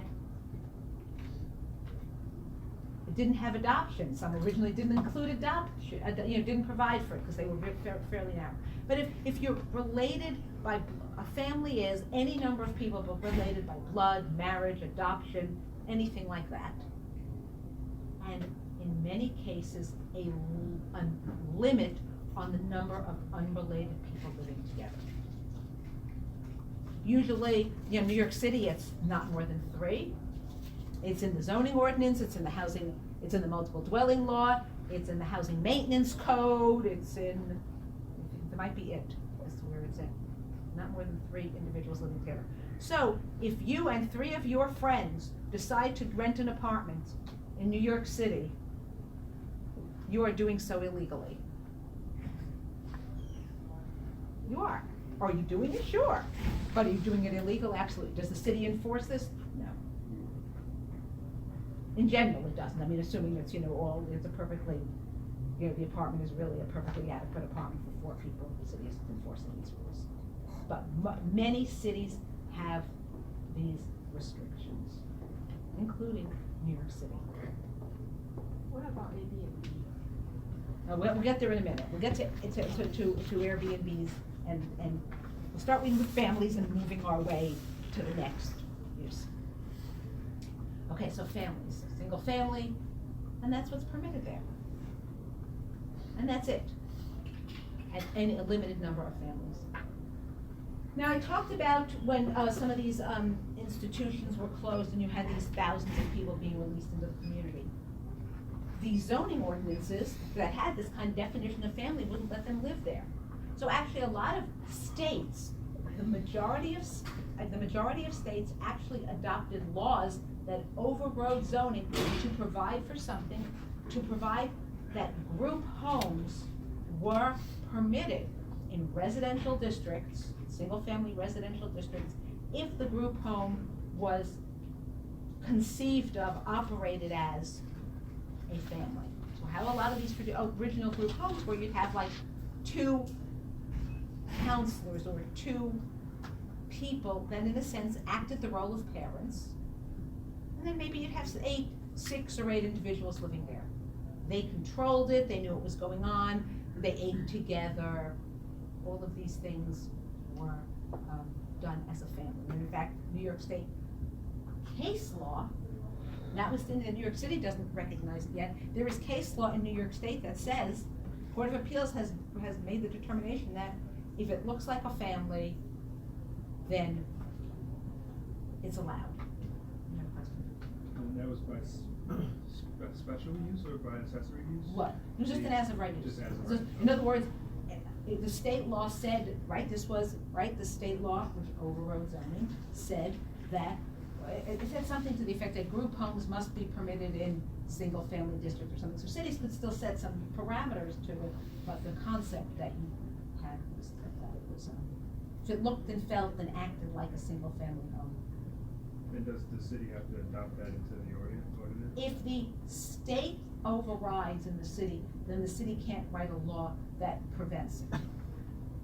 Right, so yes, you have to apply. But New York City. Not that, I do agree with a lot, wasn't it, talk, but I remember, but not that big 2,000 people into a place like that is good. But do you think that now you take 2,000 to 20 in every community will be better? Because now you're gonna have to, you're not getting the care you need. Yeah, but you see, in theory, a group home should be providing that. The fact that it doesn't is generally because of 2 things. One, it's not adequately funded, or 2, there's no oversight of the people running it. That's the cream, because that was during the 70s and 80s. Horrible. It was before the 80s. It was right on Geraldo Rivers when it broke. That was one of those days. But it was before because that's what happens, and they're not operated properly. But in theory, the group home should be better. Now, the Supreme Court, actually, so the case came up out of a Long Island case. It came out of a Long Island case. It was Stony Brook. So a group of students at Stony Brook rented a house for themselves in the nearby, whatever the next town over, next village over was next. And, they rented it to have 6 students in it. And the city refused to allow them, tried to evict them, and said they couldn't live there, and they went all the way up to the Supreme Court. And actually, the Supreme Court said that there's nothing in the Constitution that requires families to be treated in any certain way. So you could discriminate against a family. Now, under HUD, there are a lot of housing laws that might prevent that, but the Constitution doesn't. A situation like that, so students would technically win, like. They lost. Oh. That's what I'm okay. saying. I'm sorry, the students won, yes. I'm sorry, I apologize, yes, the students won because, no, let me start to say. The students lost because the city could discriminate, it could define family, therefore the students had no rights. If the city limited housing to a family by, not more than 2 or 3 unrelated individuals, they couldn't live there, so the students lost.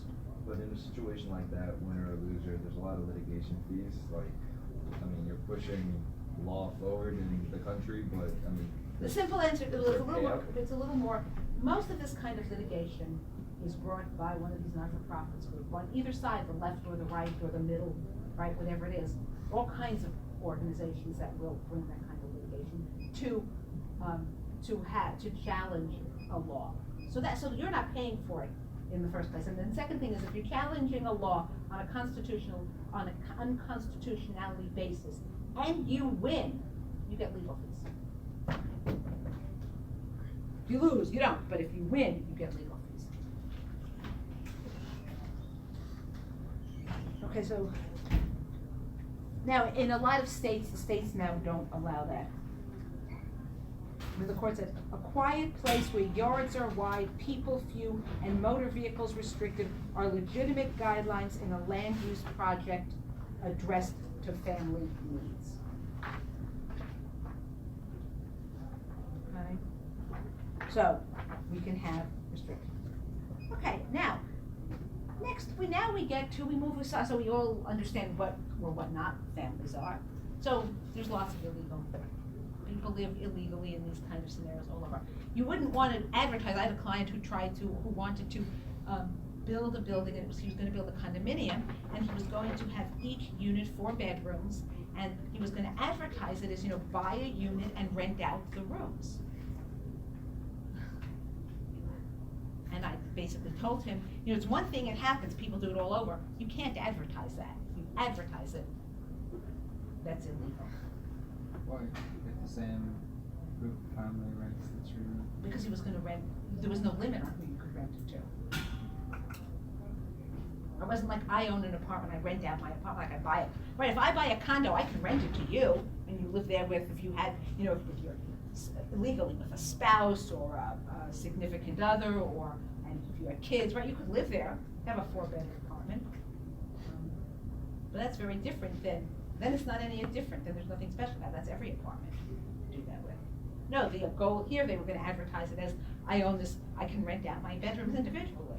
That was what it was about. Can't do that. I remember when I was in law school, there was a brand new apartment building being built all the way in the West Village. This is when Christopher Street was not a safe place, back in the, this would have been in the 70s. Late 70s, early 80s, when it wasn't a super safe place, and this was at the end of Christopher Street. They couldn't rent it. They ended up having to rent it to students because no one else wanted to live all the way in the West, all the way west at the end of Christopher Street. So, all right, so now let's go to the next.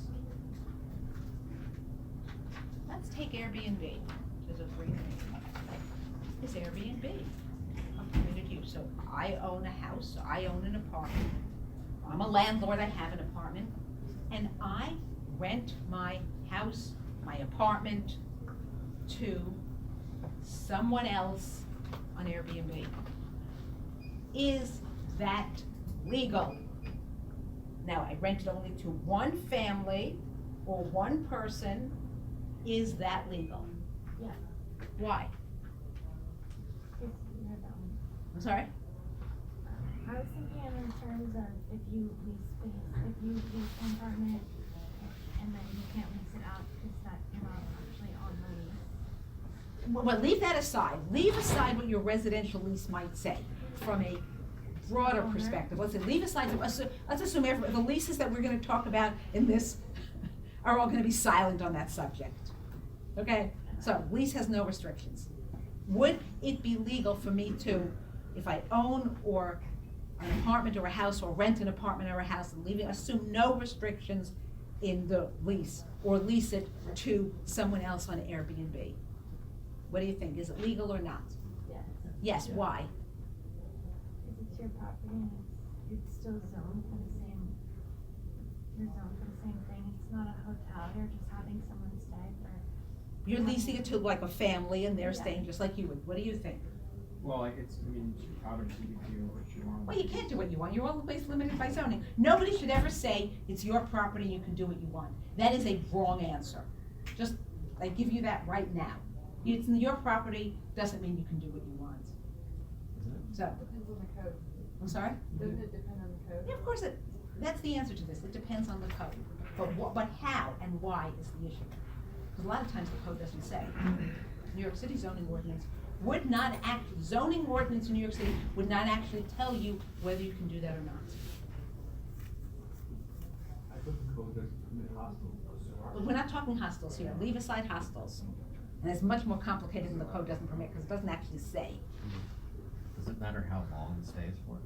Yeah. In New York City, that is one thing. What do you think? Oh, we'll come back to that in a second. Did you have another thought? Unless you explicitly have the sublease right, I would say. No, we eliminated that. We're gonna say no restrictions in the lease. I would say probably not, because that transaction is technically commercial in nature. So, when I lease my apartment, that's commercial. If I own a house, I could rent it to someone else to live in for 20 years. That would be fine. Why? What's the difference with Airbnb? Does someone else have any thought? Otherwise, then I'll tell you. Are you always allowed to rent your apartment or house? Are there any places that renting would not be allowed? I mean, aside At all from renting, like no renting at all? I can't imagine any. aside from having like a deed, probably a deed on it or something. A restrictive covenant in the deed, I can't imagine any laws that would prevent. The answer has to do with where you are, because this vastly differs from place to place, and what it means to say residential, and so, let's start with New York City.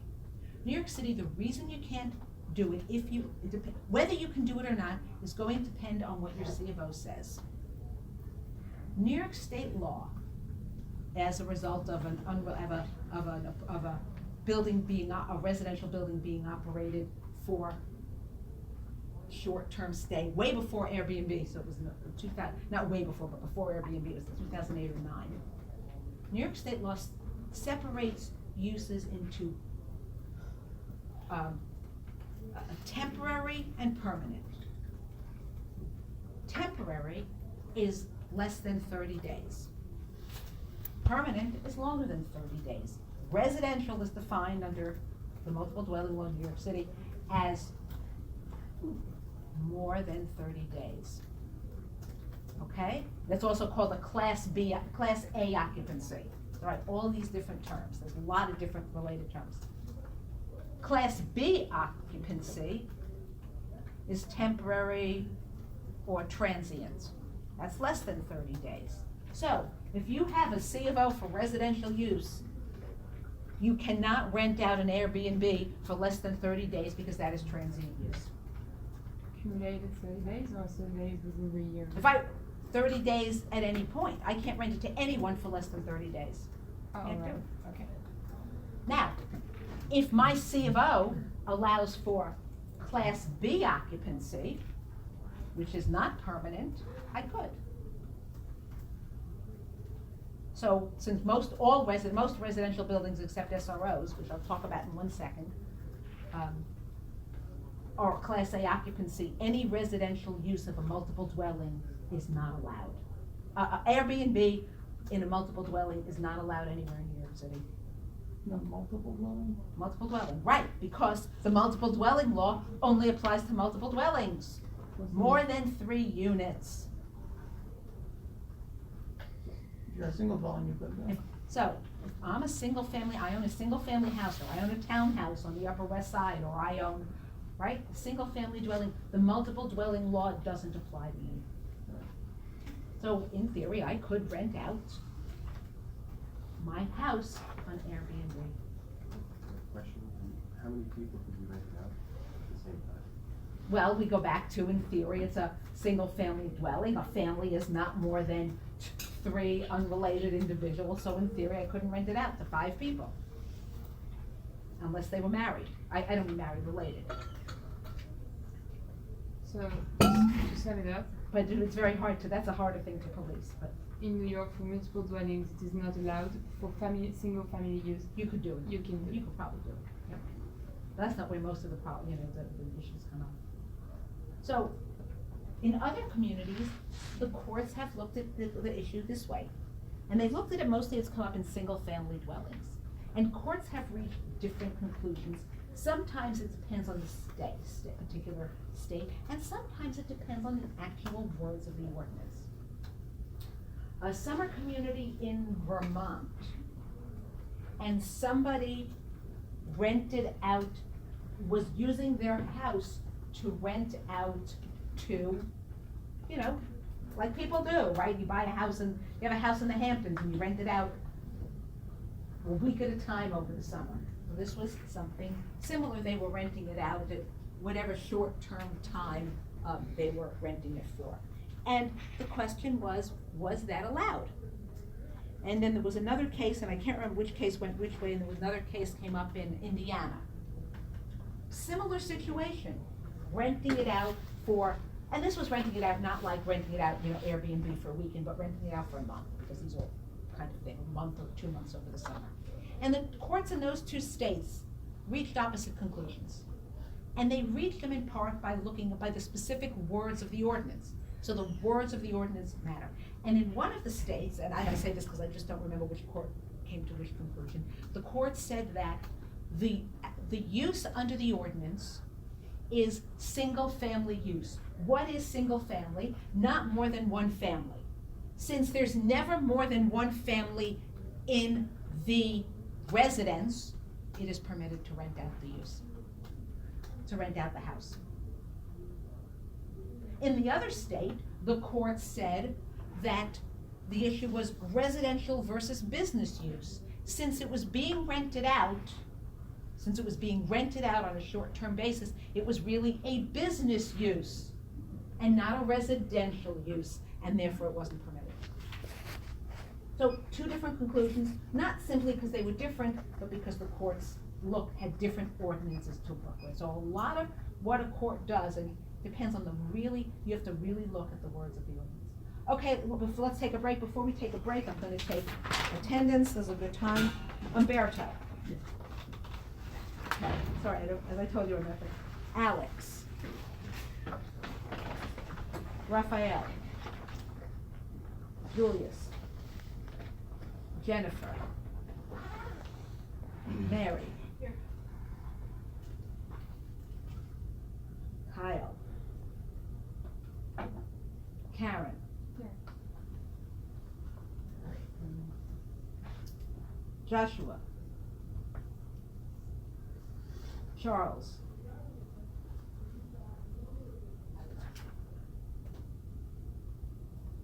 Philip is here.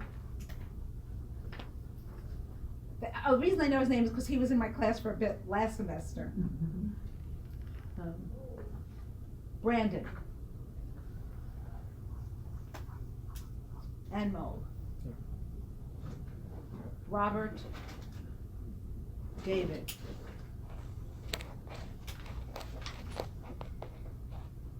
Joseph.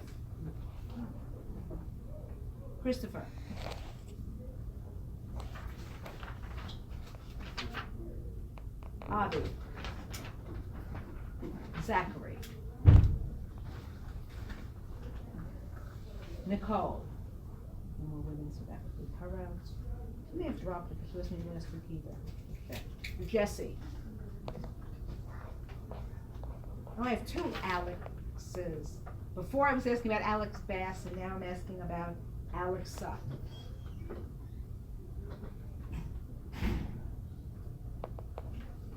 Ling. Jack. And you. Okay. Let's take a break. How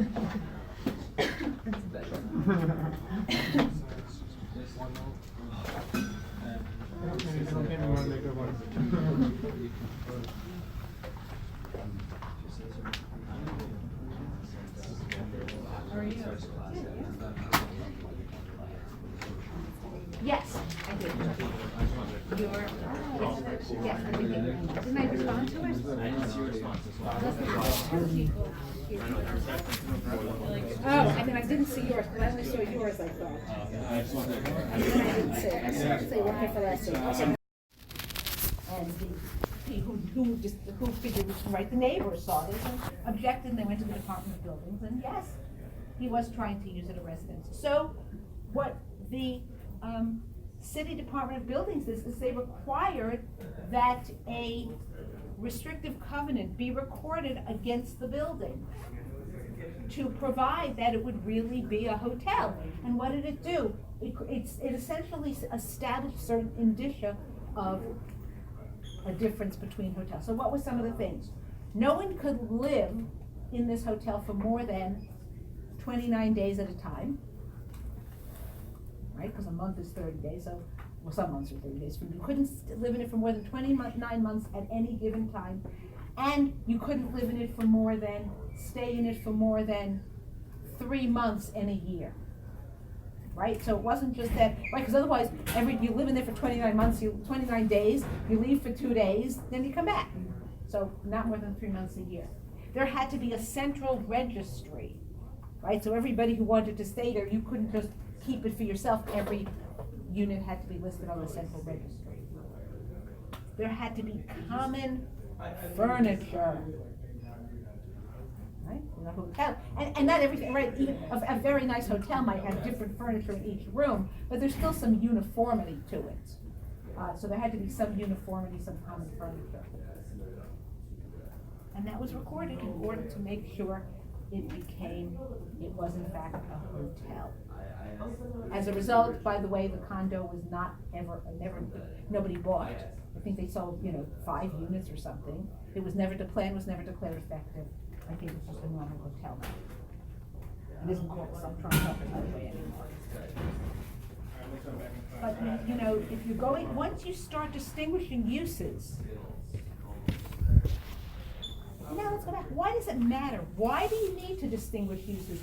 Why should you distinguish uses between hotels and residential? Or why should you make a distinction between Airbnb and residential? Why should you prohibit or not prohibit it? What are the pros? What are the reasons that you would want to, that a city would want to? There are several. Maintain the atmosphere of that area. Because, because right If you had a hotel, you would have people coming in and out. There may be traffic. There might be more business activity in that area, conferences, things like that. Absolutely. Any other thoughts on why? But that's exactly right. There is a difference between the impact of a hotel in an area and the impact of a residential, yeah. And there are also health purposes. You don't want your industrial factory right next to your school. Right, that's sort of the same thing in this about hotel. There's a couple of other, Maybe taxes? Taxes are another reason. Now, you may poo-poo at this, right? Cities just want to collect more taxes, but this is significant. I mean, the ability to charge something called hotel taxes means that people who are staying in New York City are paying those taxes. If you don't charge hotel taxes, that means a city, whether it's New York or anyplace else, is not collecting those taxes. Well, if fewer people are paying hotel taxes, so the city has $5 million less in, whatever the number is, $50 million, $150 million less in tax revenue in a given year. Either it's gonna have a shortfall and not be able to provide the services, or you're gonna have to increase taxes on everybody. So you think, so I say this to you because when you think about, like, oh, Airbnb is great, we should all be allowed to do it, there are other impacts that you may not think about. So those are two, right? Neighborhood taxes from a government, and you are affected by the taxes. You think, well, what difference does it make? But it does make a difference, and it makes a difference to anybody who lives anywhere. Now, some cities are beginning to require that Airbnbs pay those hotel taxes. Now, okay, there's a third reason, and the third reason is a health and safety reason, which is when you live somewhere, you know where the exit is. And a house, it's not as big a deal, right? You live in a house, you can figure out where your front door and your back door are. But you're in an apartment, right? Think about it. You go to a hotel. When you go to a hotel, you may not know where the emergency stairs are. Yes, they now have on the back of the door, they have a picture. Here are your emergency stairs. But most people don't look. And in an emergency, you might not really focus on looking. You don't know how to get out. You might not know how to get out. If you live somewhere, you'll know where the stairs are. But when you're staying there in a hotel, you don't know. So hotels have more safety requirements in New York City, for example, than residential buildings. They had to have sprinklers before anyone else. There were rules about posting that sign. If you have an apartment and you rent it out on Airbnb, you're not gonna have a sign on the back of your door saying, here is the emergency stairs. Person doesn't know where the emergencies are. So there are real safety concerns, and that's another issue. Those safety issues are provided. So there are a variety of reasons why a city may care about having something like Airbnb more than just simple ones. What about a dormitory? Is a dormitory a residential use?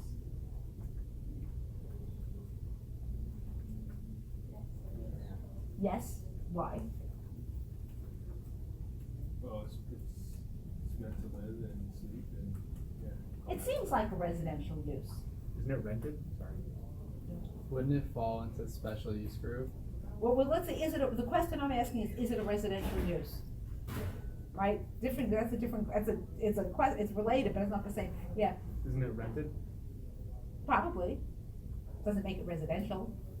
Yeah. Just 'cause you, People say that. Well, I mean, right, I mean, I remember when I was young, I rented my dorm Right. room, so how would I rent something that's not residential space? you rent offices, you rent stores, you rent everything rents. And sleep in it?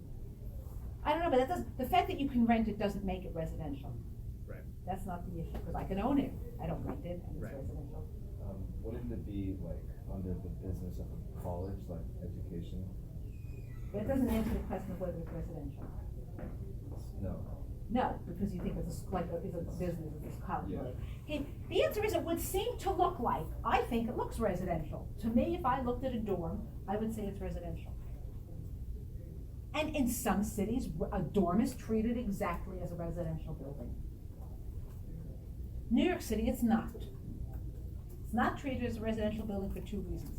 One is the safety concerns that I was talking about with hotels. The assumption is that college students are young and stupid and won't know how to get out in emergency and engage in all kinds of activities that they're not gonna necessarily be aware of the smoke coming in that isn't related to something that they don't wanna leave for. I mean, it's really what it's about. But the other thing is, in New York City, dormitories are in fact going to both of your, but I'm gonna try and learn names. Your Josh and your Alex. So, dormitories in New York City are considered community facility use. In many districts, community facility uses could have a higher FAR than residential uses. So by calling something a dormitory, you are allowed to build a bigger building.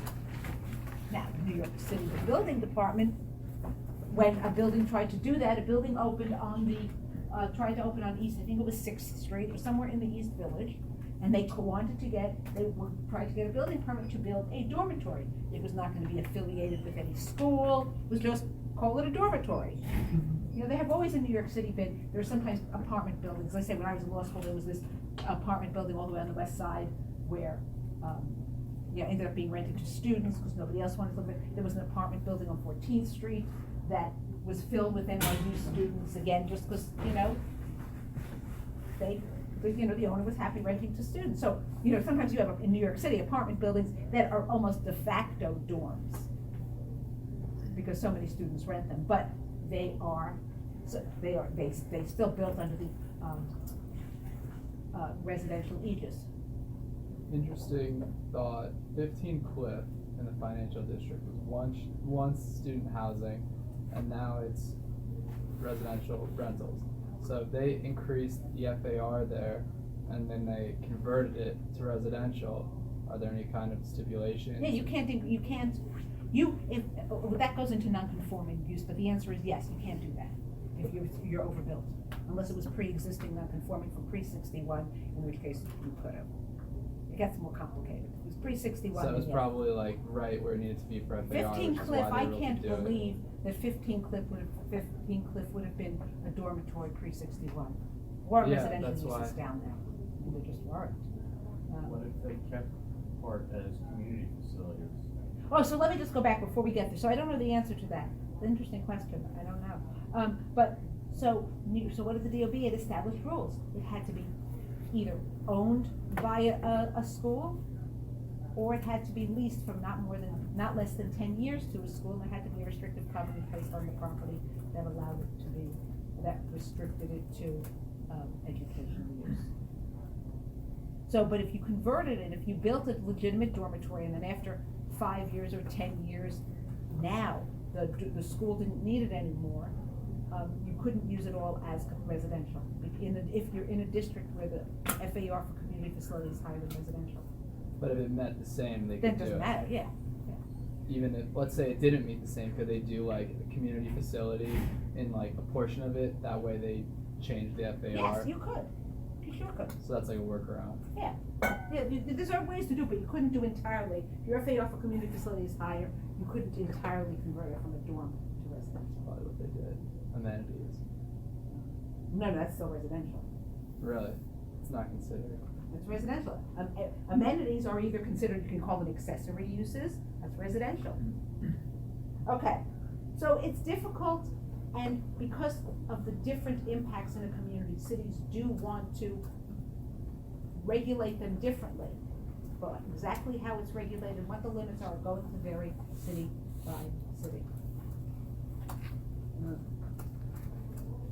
Now, if we go to sort of just the conceptual of all of this, so there are legitimate reasons for any of these regulations, but they also affect, right, as I said before, zoning redistributes wealth. If your property is upzoned, you become richer than you were the day before. Pretty simple, pretty straightforward. But general, so the restrictions that are imposed and the distinctions between these uses are, some of it is land use impacts, right? Hotels do have different land use impacts, but also for other reasons, like tax reasons. Now, zoning ordinances cannot regulate based because of tax. So if a zoning ordinance is going to distinguish between hotels and residential uses, it has to be based on the land use impact. It may be the city may want to do that because of all these other issues, but it can only be done, but the reason the zoning ordinance can do this is because of the land use impact. Remember, zoning is about the uses.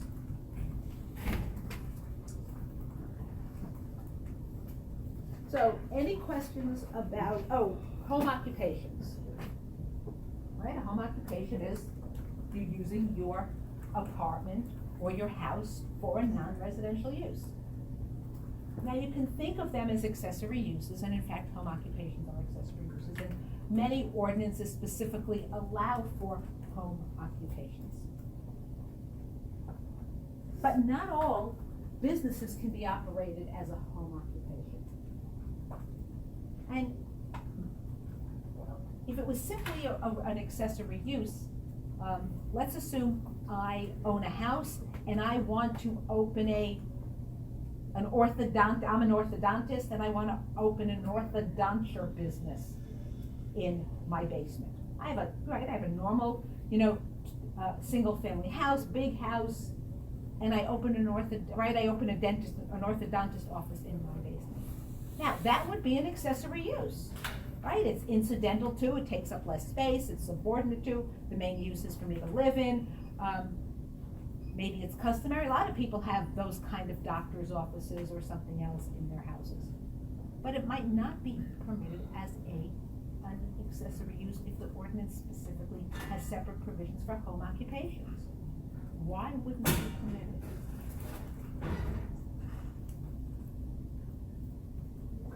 It's like a use impact, like someone drilling into your teeth and you're screaming and, Well, it's less you're- that, it's a different, no. I mean, sound is not the issue. Different issue. Medical waste. Not the medical waste either. For traffic? The traffic, of course. All of a sudden now I've got, 100, if I'm in the city, I've got all these, right, when you mostly wear braces when you're in your teens. So all of it, I mean, from in the suburbs, all of a sudden I've got 100 cars coming between 3 and 6 p.m. every day. Traffic. So a lot of communities limit or set limits on home occupation, either to specific uses, limiting the number of employees you can have, limiting the actual square footage of the space, limiting the amount of traffic you can have. So a lot of ordinances will allow home occupations as accessory uses, but will have specific limits on them. Again, to reduce the impact of the use on the community. Okay.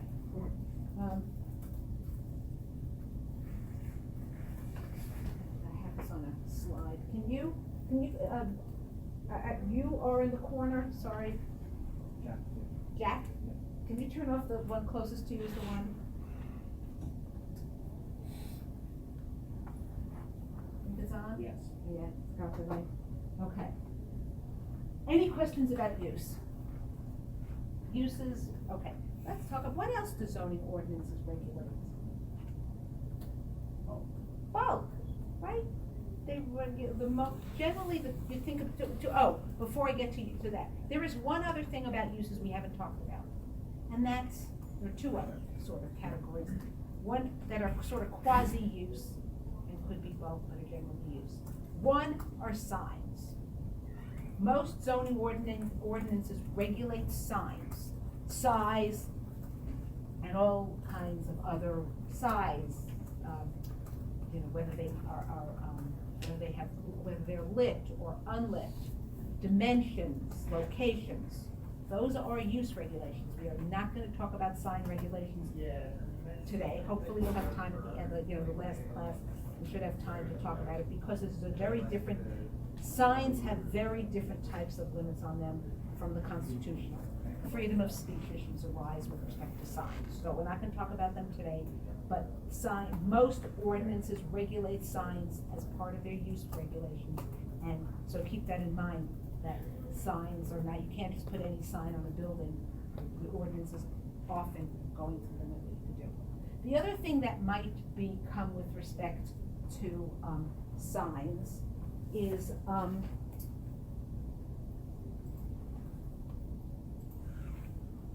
the other thing that is also sort of like signs, sort of a quasi, are parking. Every zoning ordinance, every single zoning ordinance, without fail, in the U.S. regulates parking. This is not a maybe, most do. Every ordinance does. And it is an enormous issue recently, so parking has become much more of an issue in large because of Uber and Lyft, because of the possible future of automated parking. Although I was at a seminar and there were some people talking about it recently, and they talked about the fact that the odds are, everybody's been sort of thinking about, I have a client who owns who was thinking of putting parking in their lot, in their parking lot, turning it all into parking, half of it's now parking, and the other thing is turning the rest of it into parking, but now they're being concerned about the long-term viability of it, given automated parking and Uber. But Uber, I don't mean Uber as opposed to any other, of these, ride sharing, I'm gonna use the term Uber, but I mean any of these, but, automated parking, anyway, there seems to be a real sense that this isn't gonna happen so fast, that automated parking isn't happening as quickly as some people are thinking, oh, another 5 years. You mean autonomous? Yes, that's what I meant. Oh, okay. Sorry, autonomous parking. Okay, so, but every ordinance regulates parking, and the problem with parking is that, during the parking, Americans love their cars. You may not all love your cars, you may live in the city and not give a damn about your cars. But Americans, Americans love their cars. Right? When I was living in, and I'll talk more about this when I talk about smart growth and subdivision. When I was living in the Midwest, people had, a family of 4 would have 5 cars. Well, each parent needed a car to drive to work, or if you had a non-working parent, they would to do errands, so you need 2 cars because there's no public transportation. Once the kids get to be 15 and can get their license, well, they needed cars. They were certainly gonna wait for the parent to take them places, right? You're a 16-year-old, you don't need your parent to drive you places. I mean, it's 4 cars. And then, of course, either the family car or the fancy, the fancy car, the midlife crisis car, whatever you want to call it. People had 5 cars.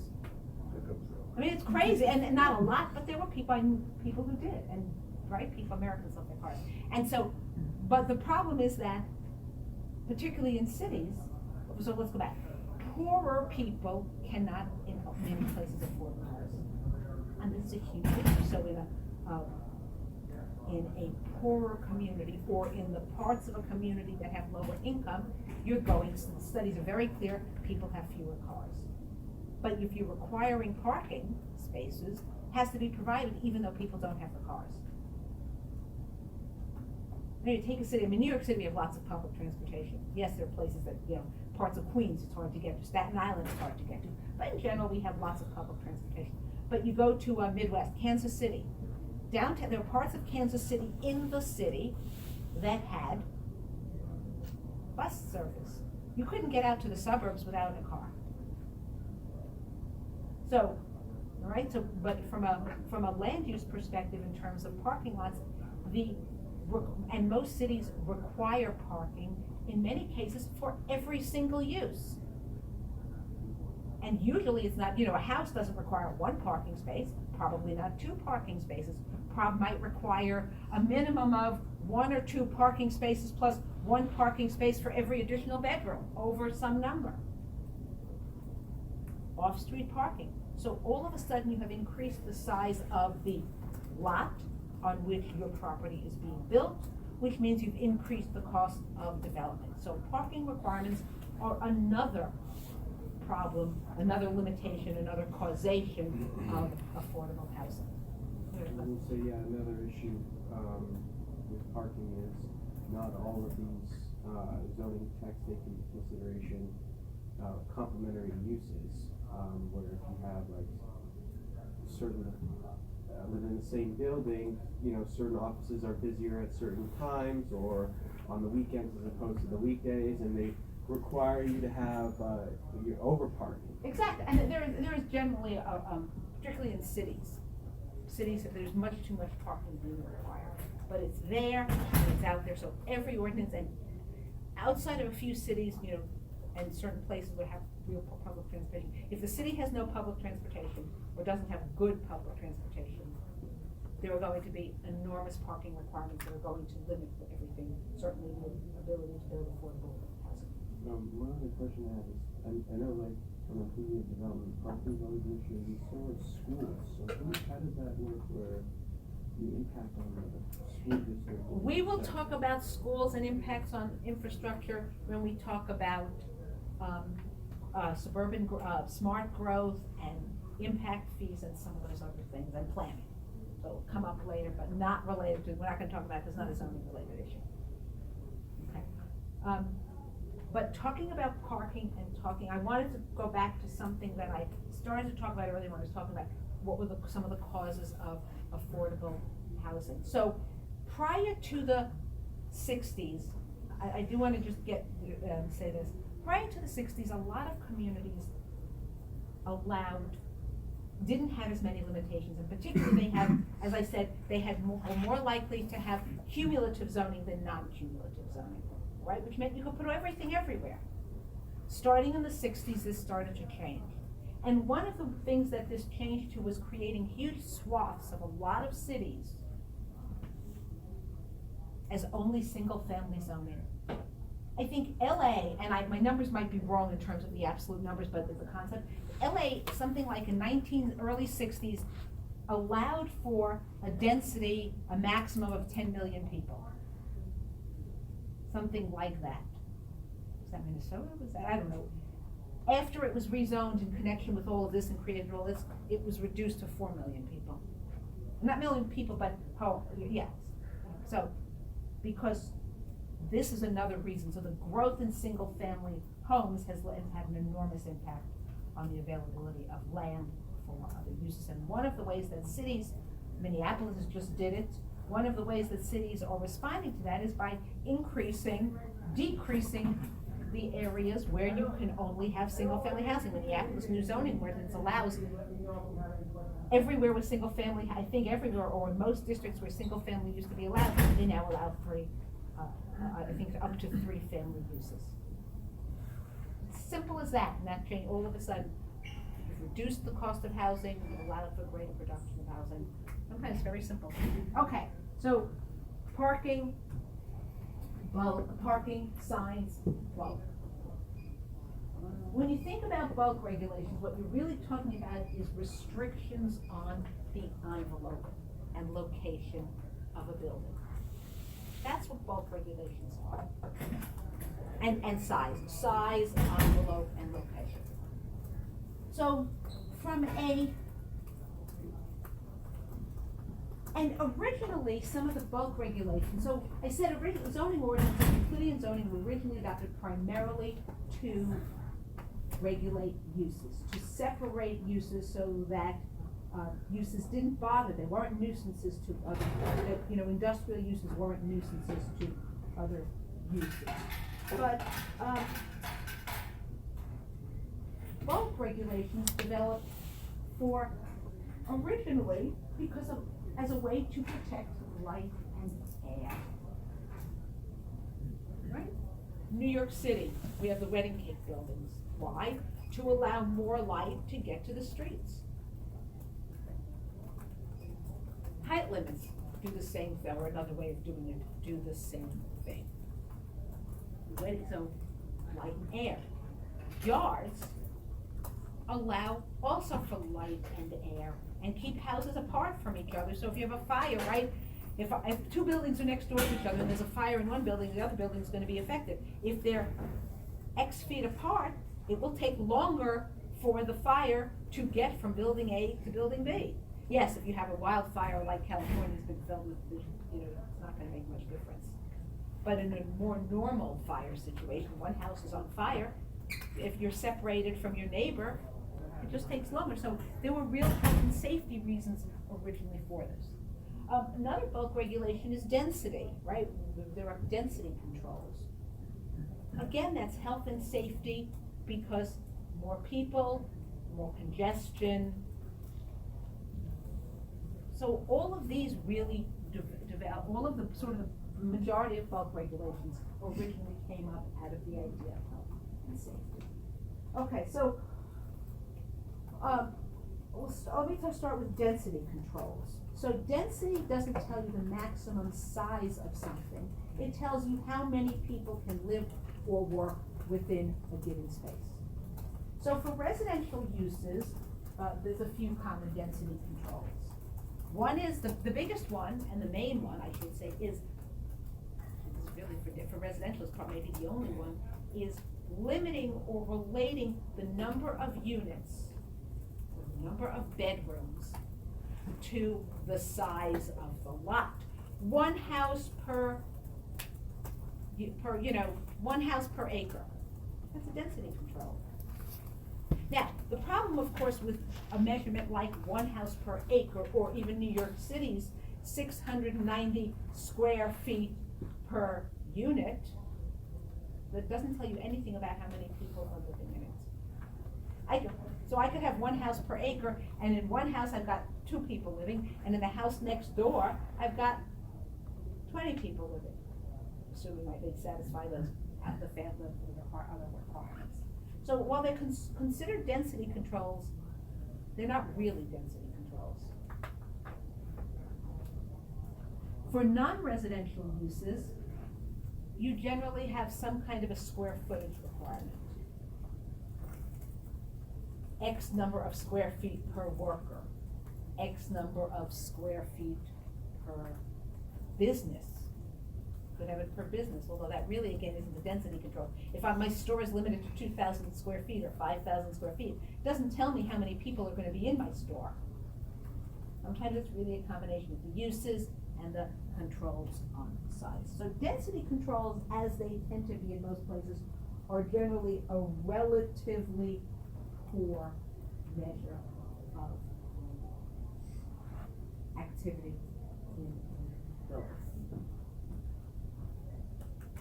So now let's talk about size, sort of absolute size. Size is controlled either by a square foot number, right? Minimum, you could have minimum and maximum. For residential use, you can have minimum and maximum. Minimum, in this district, houses must be not more than 1,500 square feet. I'm sorry, not less than 1,500 square feet. That would be a control. Those are, sometimes those are called McMansion laws.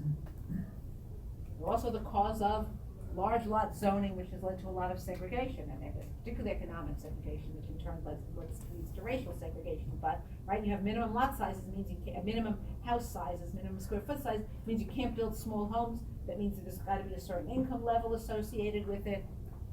So minimum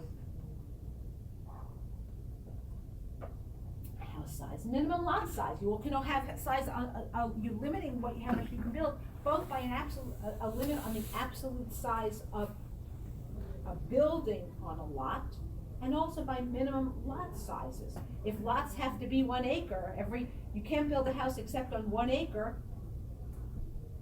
you're gonna have a lot fewer people than if you can build a house on a parcel that's 50 feet by 100 feet. So minimum lot sizes, minimum house sizes. You can also have, in some communities are actually starting now with maximum. There didn't used to be, most communities wouldn't have, you might have a single, right, there might be a density control in the form of single family housing, or only single family housing in this district, or not, you can't have more than 2 families, so you have some density control, but you don't have a size control, right? This was a big problem of people tearing down smaller, older houses in a lot of communities. You tore down a 2,000 square foot house and built a 5,000 square foot house. From a density perspective, there's no difference, one single family house versus another single family house. In fact, the 2,000 square foot home probably had more people in it than the 5,000 square foot home, because people have smaller families today. But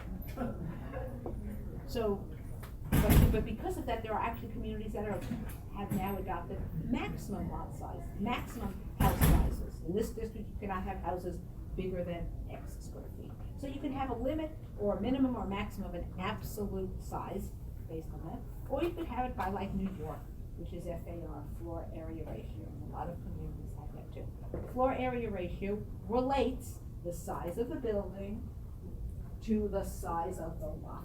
That's all it does, is it tells you has an absolute limit on size, right? So just in case anyone doesn't know, very quick, this is my lot. 1 FAR, I can build a building on the entire lot. And that's it, I can build a one-story building on the entire lot. I could also build a two-story building on half the lot. I could build a four-story building on a quarter of the lot. Right? An FAR limit tells you nothing about how many people are using the building or anything else. All it tells you is, it doesn't tell you how big the building is gonna be from a, height or anything else. All it does, the FAR limit, all it does is tell you the absolute sort of size of the interior, if you will, of the space within the building. So when somebody says this is a 4 FAR district, that tells you nothing about how, can the buildings be tall? Do they have to be 4 stories? Can they be 20 stories on a fifth of the lot? What does it tell you? It doesn't tell you anything except that you can't have more than 4 times the lot area on that lot. It does limit the size of buildings sort of an absolute perspective, but it tells you nothing else about it. All right, so we've got some limits on sort of absolute size, we've got some limits on the density. They're called density controls, but they're really not that density. The unit, there might be unit limits, but not people limits.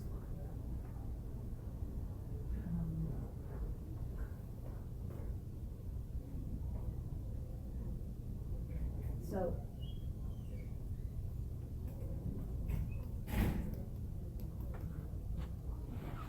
okay, size. Now, the other thing that zoning ordinance regulate is really location of a building on a lot and actually what the envelope looks like.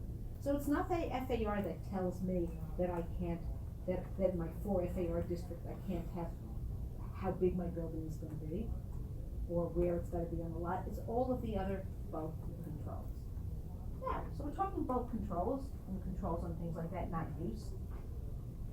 Suppose I had my ordinance limited people, buildings in a particular district to rental. You couldn't own them, had to be rental. Could the zoning ordinance do that? What do you think? All buildings in a RR district, residential rental district, must be rented. So somebody was saying, could something about how maybe that's one way, you're talking about, when you're talking about Airbnb and hotels. Suppose it did, or suppose it prohibited that. The ordinance says, in an RO district, residential ownership district, everybody has to own their residential unit. Can the zoning, what do you think? You think yes? You're, okay, why?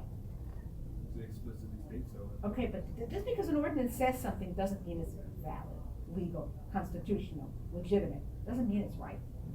So when I say this, can it do that, you can do anything, you can write any law. But when I say can an ordinance do that, I really mean is legal, can it do that, that's legal. I don't see an ordinance forcing you to not be able to use your own property. Ordinances force you to not be able to use your own property for all kinds of things. I guess I said before, you can't say that ordinances can force you to do and not force you to do all kinds of things. To force you to rent it, like I own a building, I have to rent it versus keeping it empty. Well, we will, I forgot to take up SROs, but that reminds me of the SRO, and I'll talk about SROs, let me just, which is we'll have to get back to this. But let me go back, sorry, since we mentioned it before, I said the answer is no, they can't. And the reason they can't is because zoning regulates use, it doesn't regulate ownership. That doesn't mean that a city couldn't adopt a law prohibiting something. I don't know if it could. It's a different kind of constitution, but a zoning ordinance can't. Just because a zoning ordinance can or can't do something doesn't mean a city through some other means might not be able to achieve the same goals. Right, so. It's not regulating ownership, you can own it, but you have to be forced to rent it, It's regulating, it's a sort of the same thing, prohibiting it, wouldn't be part of the zoning ordinance. But, which reminds me to SROs, what I started to talk about and then I wanted to talk about. SROs, single room occupancy. They existed, in New York City in the early 20th century. And originally, what they were is you would have several bedrooms on a hall. The bedrooms might have their own bathroom. There might be shared bathroom on the hall. But I will say about having your own bathroom. Not every apartment built in the 19th century, I'm sorry, the 19th century or the 20th century and the early 20th century had their own bathroom. Even a full-scale apartment might not have its own bathroom. It might be in the, or you might have your own bathroom, but it might be in the hall. But that's just the way it goes. But anyway, so an SRO is all that you have is a bedroom. You probably don't have your own bathroom. It might be shared or it might be individual in the hall, and you won't have a kitchen. And these were really occupied by single men and women, and they were really affordable housing. And there were lots of them. I had time in the, I don't know when, 40s, 50s, and there were lots of boarding houses. People lived in all of this kind of shared. They were really much more like shared housing. Boarding houses, there were lots of them. There's even great movies about boarding houses. There's a great movie of Katharine Hepburn and Lucille Ball and probably three of the other great women actresses from the 50s about women living in a boarding house. And they provided inexpensive housing, and they were much more, right? Then, sometime during the 50s, these places became unsafe. 40s maybe, between drugs and alcohol, these places became not great places. And the city decided to ban SROs, okay? Now, New York City, I said New York City defines residences essentially by looking at the multiple dwelling law as dwelling units as defined in the multiple dwelling law. There used to be something called rooming units, right? A rooming unit was just a room, and you didn't have a bathroom and a kitchen. Those are no longer allowed to be started, so you can't build the units on them today. Isn't it what co-living could become? Yes, yes. Notice, there is a problem. Co-living is essentially SROs. Okay. You also run afoul of the more than three unrelated people living together. Right? So you have a lot of issues with co-living. And one of the ways that Common solved the problem of the SRO, because that was a bigger issue for the building department, is rather than having every person have their own lease, you have one lease for everybody and several of the other. I don't mean just Common. Instead of having, I rent one bed, this is my building, I rent a bedroom to you and a bedroom to you and a bedroom to you and a bedroom to you, and I rent to everybody a bedroom. On separate leases, I have one lease. Everybody is a tenant under a single lease. If my apartment is rented as tenants under a single lease, the way the definitions were, that is not considered SRO. That's not considered single room occupancy. But New York City tried when it realized that, so people started closing SROs when New York City tried to prohibit people who owned SROs from closing them and mandated that they continue to be rented as SROs. The court actually said that was unconstitutional. So yes, you're right. You can't force them. They could have left it, because this did more than force them to keep it. They had to actively rent it. So you can't force somebody to actively rent it. Okay? So just explain what SROs are. So it is an issue. But what we've got is it's harder to do co-living in New York City and in many. New York City is worse than a lot of other cities. A lot of other cities do not have this SRO problem, and therefore, because co-living looks like an apartment. I mean, right? I'm living there. I rent my co-living unit, or whatever one wants to call it, for a year. It's residential. I've got 5 people living here. What's the difference? New York City, you can't do it. Other places, you can do it. And New York City is actually worse. Okay, so going back to bulk requirements, we talked about the maximum size. We talked about now a lot of the other sizes really have to do with almost with location of a building on a lot.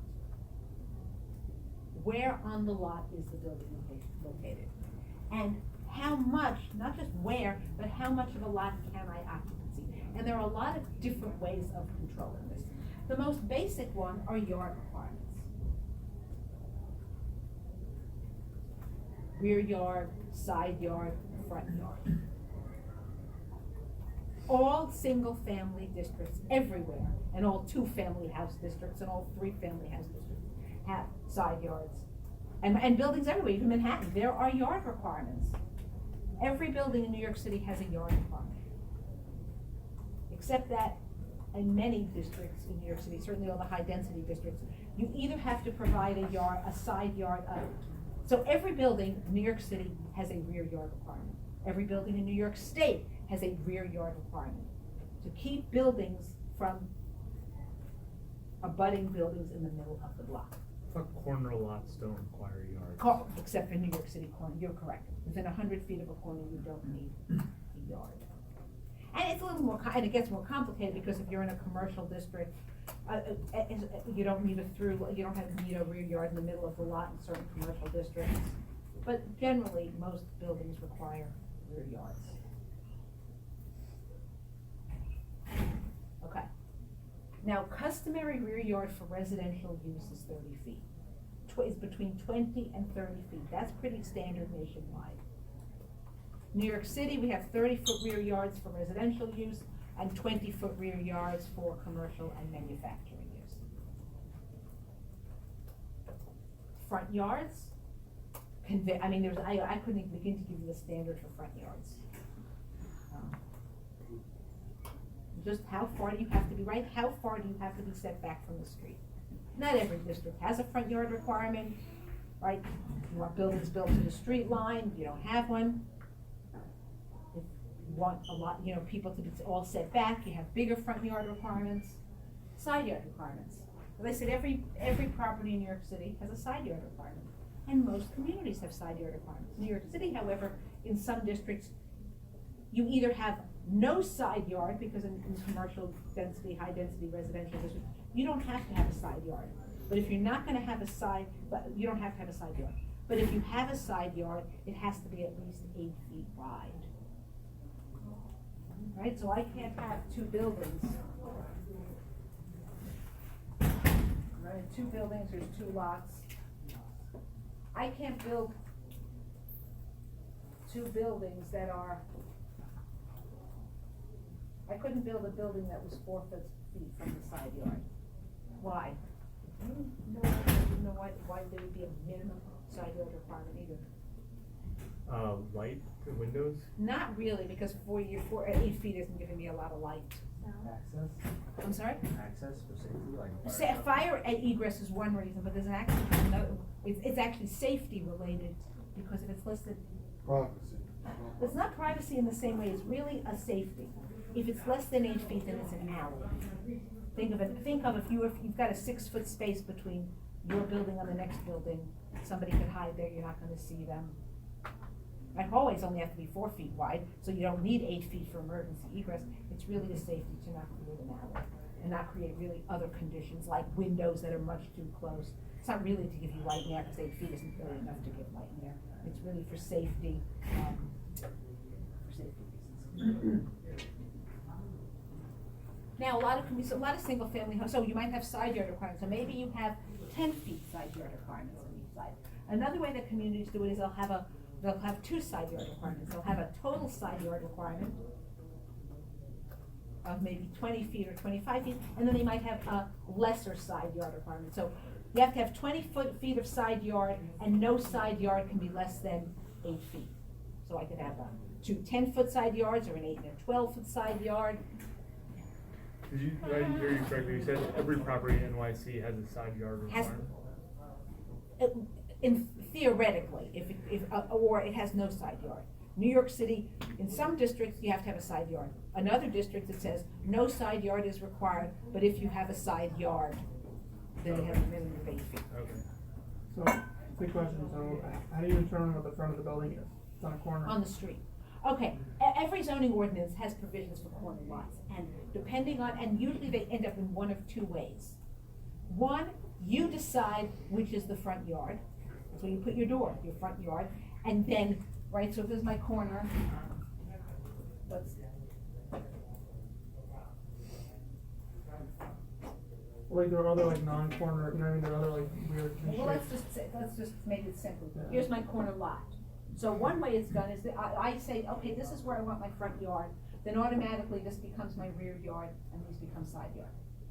So some communities have that, you pick. And in some communities, you essentially have 2 front yards, and then it tells you how you treat the other yards. The other yards are probably then both treated as, they might need to be both treated as side yards, or they might both be treated as rear yards. It's gonna, but all ordinances are going to tell you what you do, and how you treat all of the lot lines in on a lot.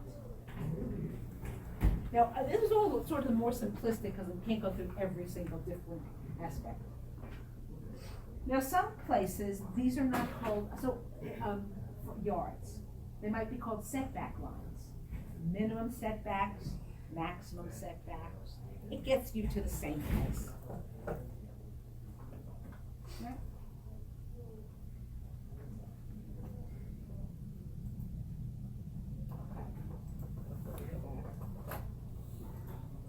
So it gets you to the same place. Now, so though the yard requirements and setback requirements really start locating a building on a lot.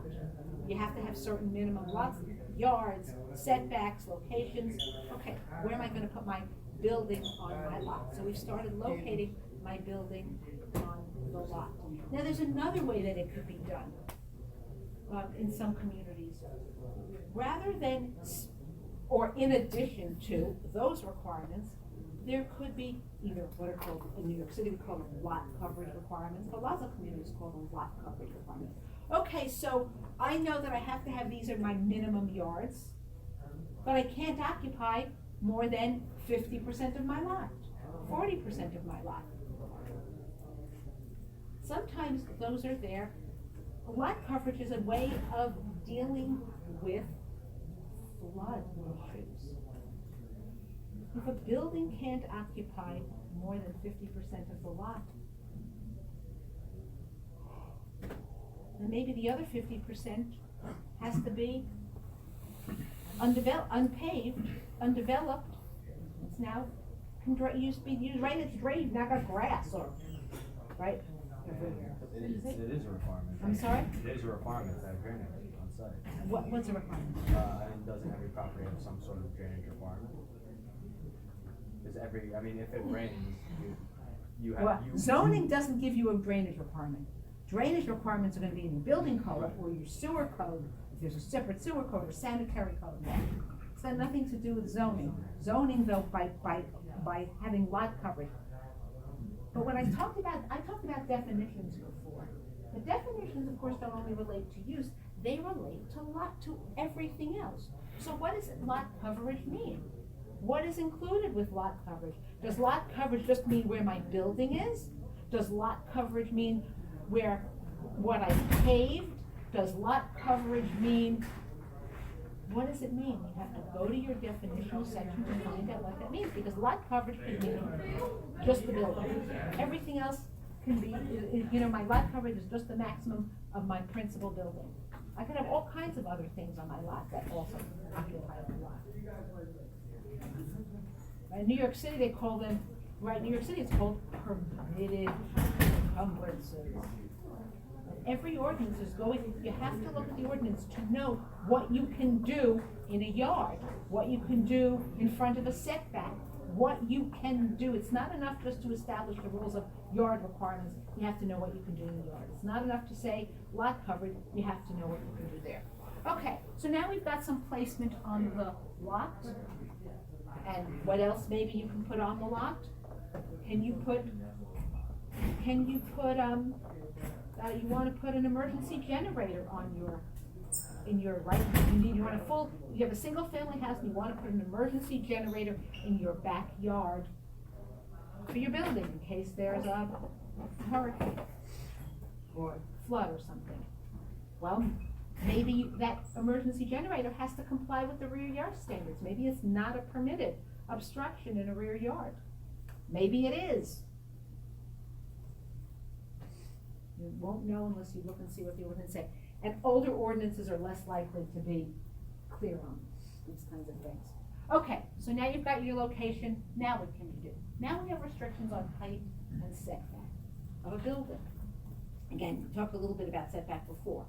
So you can have height limits. Now, in New York City historically, and if you read the article, talked about the fact that New York City doesn't have in most communities height limits. There are effective height limits in certain districts by virtue of height and setback rules, right? If you go to a certain height and have to set back, or if you automatically have to set back, and then have a sky exposure plane or other setback requirements, at some point you can't go up anymore, because there's like, your building would be like this. There's no place to set back. You have a yard, right? You have 100 feet. So I have to leave a 30-foot rear yard, so I can't build on the 30 feet. Then at some point my building is they're gonna meet. I'm not gonna be able, so it's an effective height limit, but it isn't an actual height limit. So height and setback. So height and setback is the idea that you're gonna set back right at an angle to bring more light and air to the street. So how do they work? First, so the zoning ordinance can establish the setback requirements in two ways. One, it can be very clear. Every 10 feet, a building shall be set back 5 feet. Right? That tells you exactly what you have to do, right? Every 10 feet, your building shall be set back 10 feet. So you go up, you go 10, 5, 10, 5, and so forth and so on. That's pretty clear. That's one way of doing the height and setback. Another is, it's called a sky exposure plane, which is a ratio.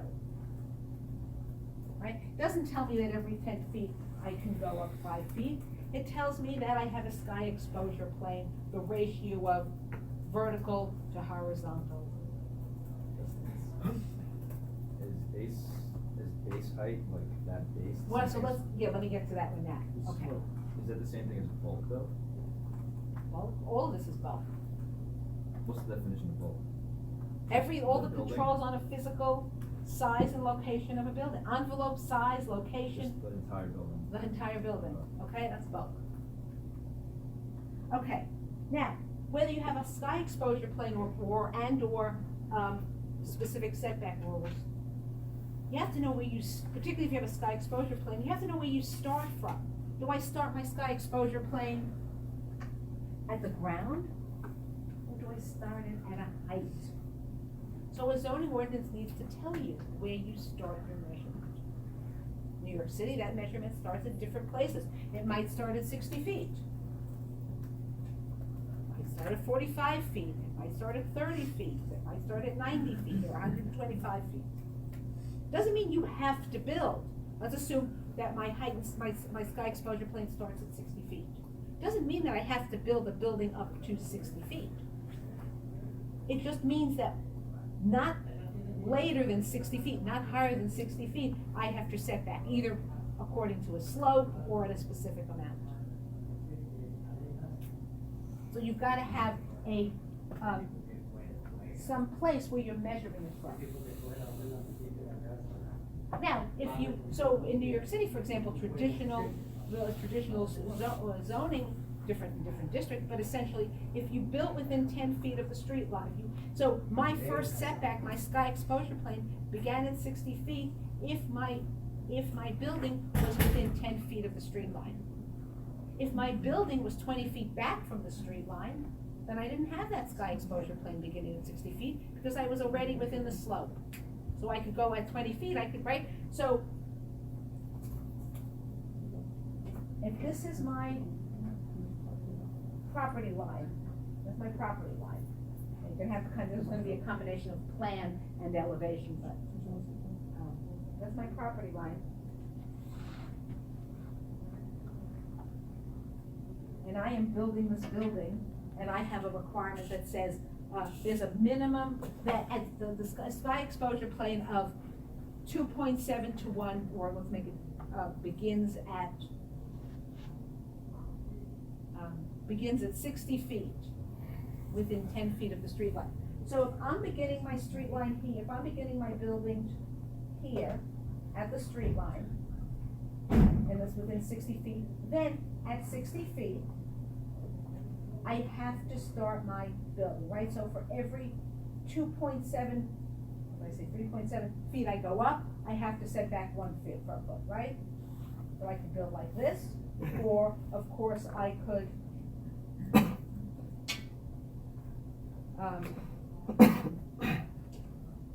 build, I could set back farther here and go straight up, right? I'm still, the slope would get me here, and eventually I reach that, but I could build this.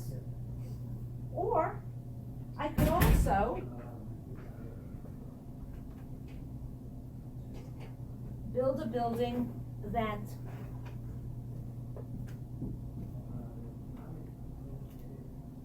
a different color. Or I could also just begin my building back here. And then I never have to do this. I can build it straight up if I begin it far enough back. So the slope doesn't, again, it's not mandatory that I build, up like a wedding cake. It just sets the maximum parameters that my building can do, right? And the term is, and if I built it otherwise, then I would be what's called piercing the sky exposure plane. So that's kind of what, yeah. Is it common for people to just follow the slope, like just make a building like a triangle? It wouldn't be a triangle, but think of the Empire State Building. Think of all those gorgeous, iconic New York City buildings. The Empire State Building, the Chrysler Building, the Woolworth Building. Those were all built up, back, wedding cake. The wedding cake, that's the epitome of wedding cake building. What if it just followed the plane, you know what I mean? Just Oh, could you build it at an angle? Sure, very few buildings are built that way. There's a building, 57th now, there's one on 57th, there's the Via, a really cool building on 57th Street. There's a bunch that follow it perfectly. 35XD, there's another professor, Stephen Dallendorfer, of Ethics Collaborative. So this building is pretty sick. It literally follows the. Oh, with the angle. Right, Yeah. so you can build it any way you want. Well, but you see, where is that building? Chelsea? Okay. 16th Street? Yeah. Between 5th and Okay, 6th. because in 1982, cool. In 1982, New York City actually, in Midtown, adopted something called sunlight zoning, which directly relates the building to the amount of sun based on how reflective it is. Yeah, it's so complicated. It's very complicated. I can't begin to explain it to you, but essentially it relates to the amount of sunlight that a building reflects. So as a building is more reflective, the materials that a building is made of are more reflective, and depending on where it is and depending on what surrounds it, will determine how big and what the street wall of the building looks like. That's Midtown zoning. Okay, that's it for today. We'll continue on zoning next week.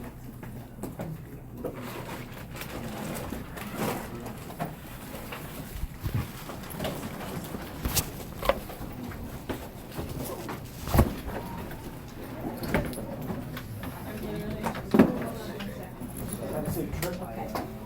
Yeah, thank you. See you next week.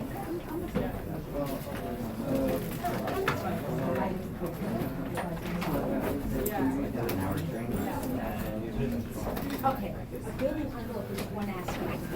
The building the envelope is the exterior.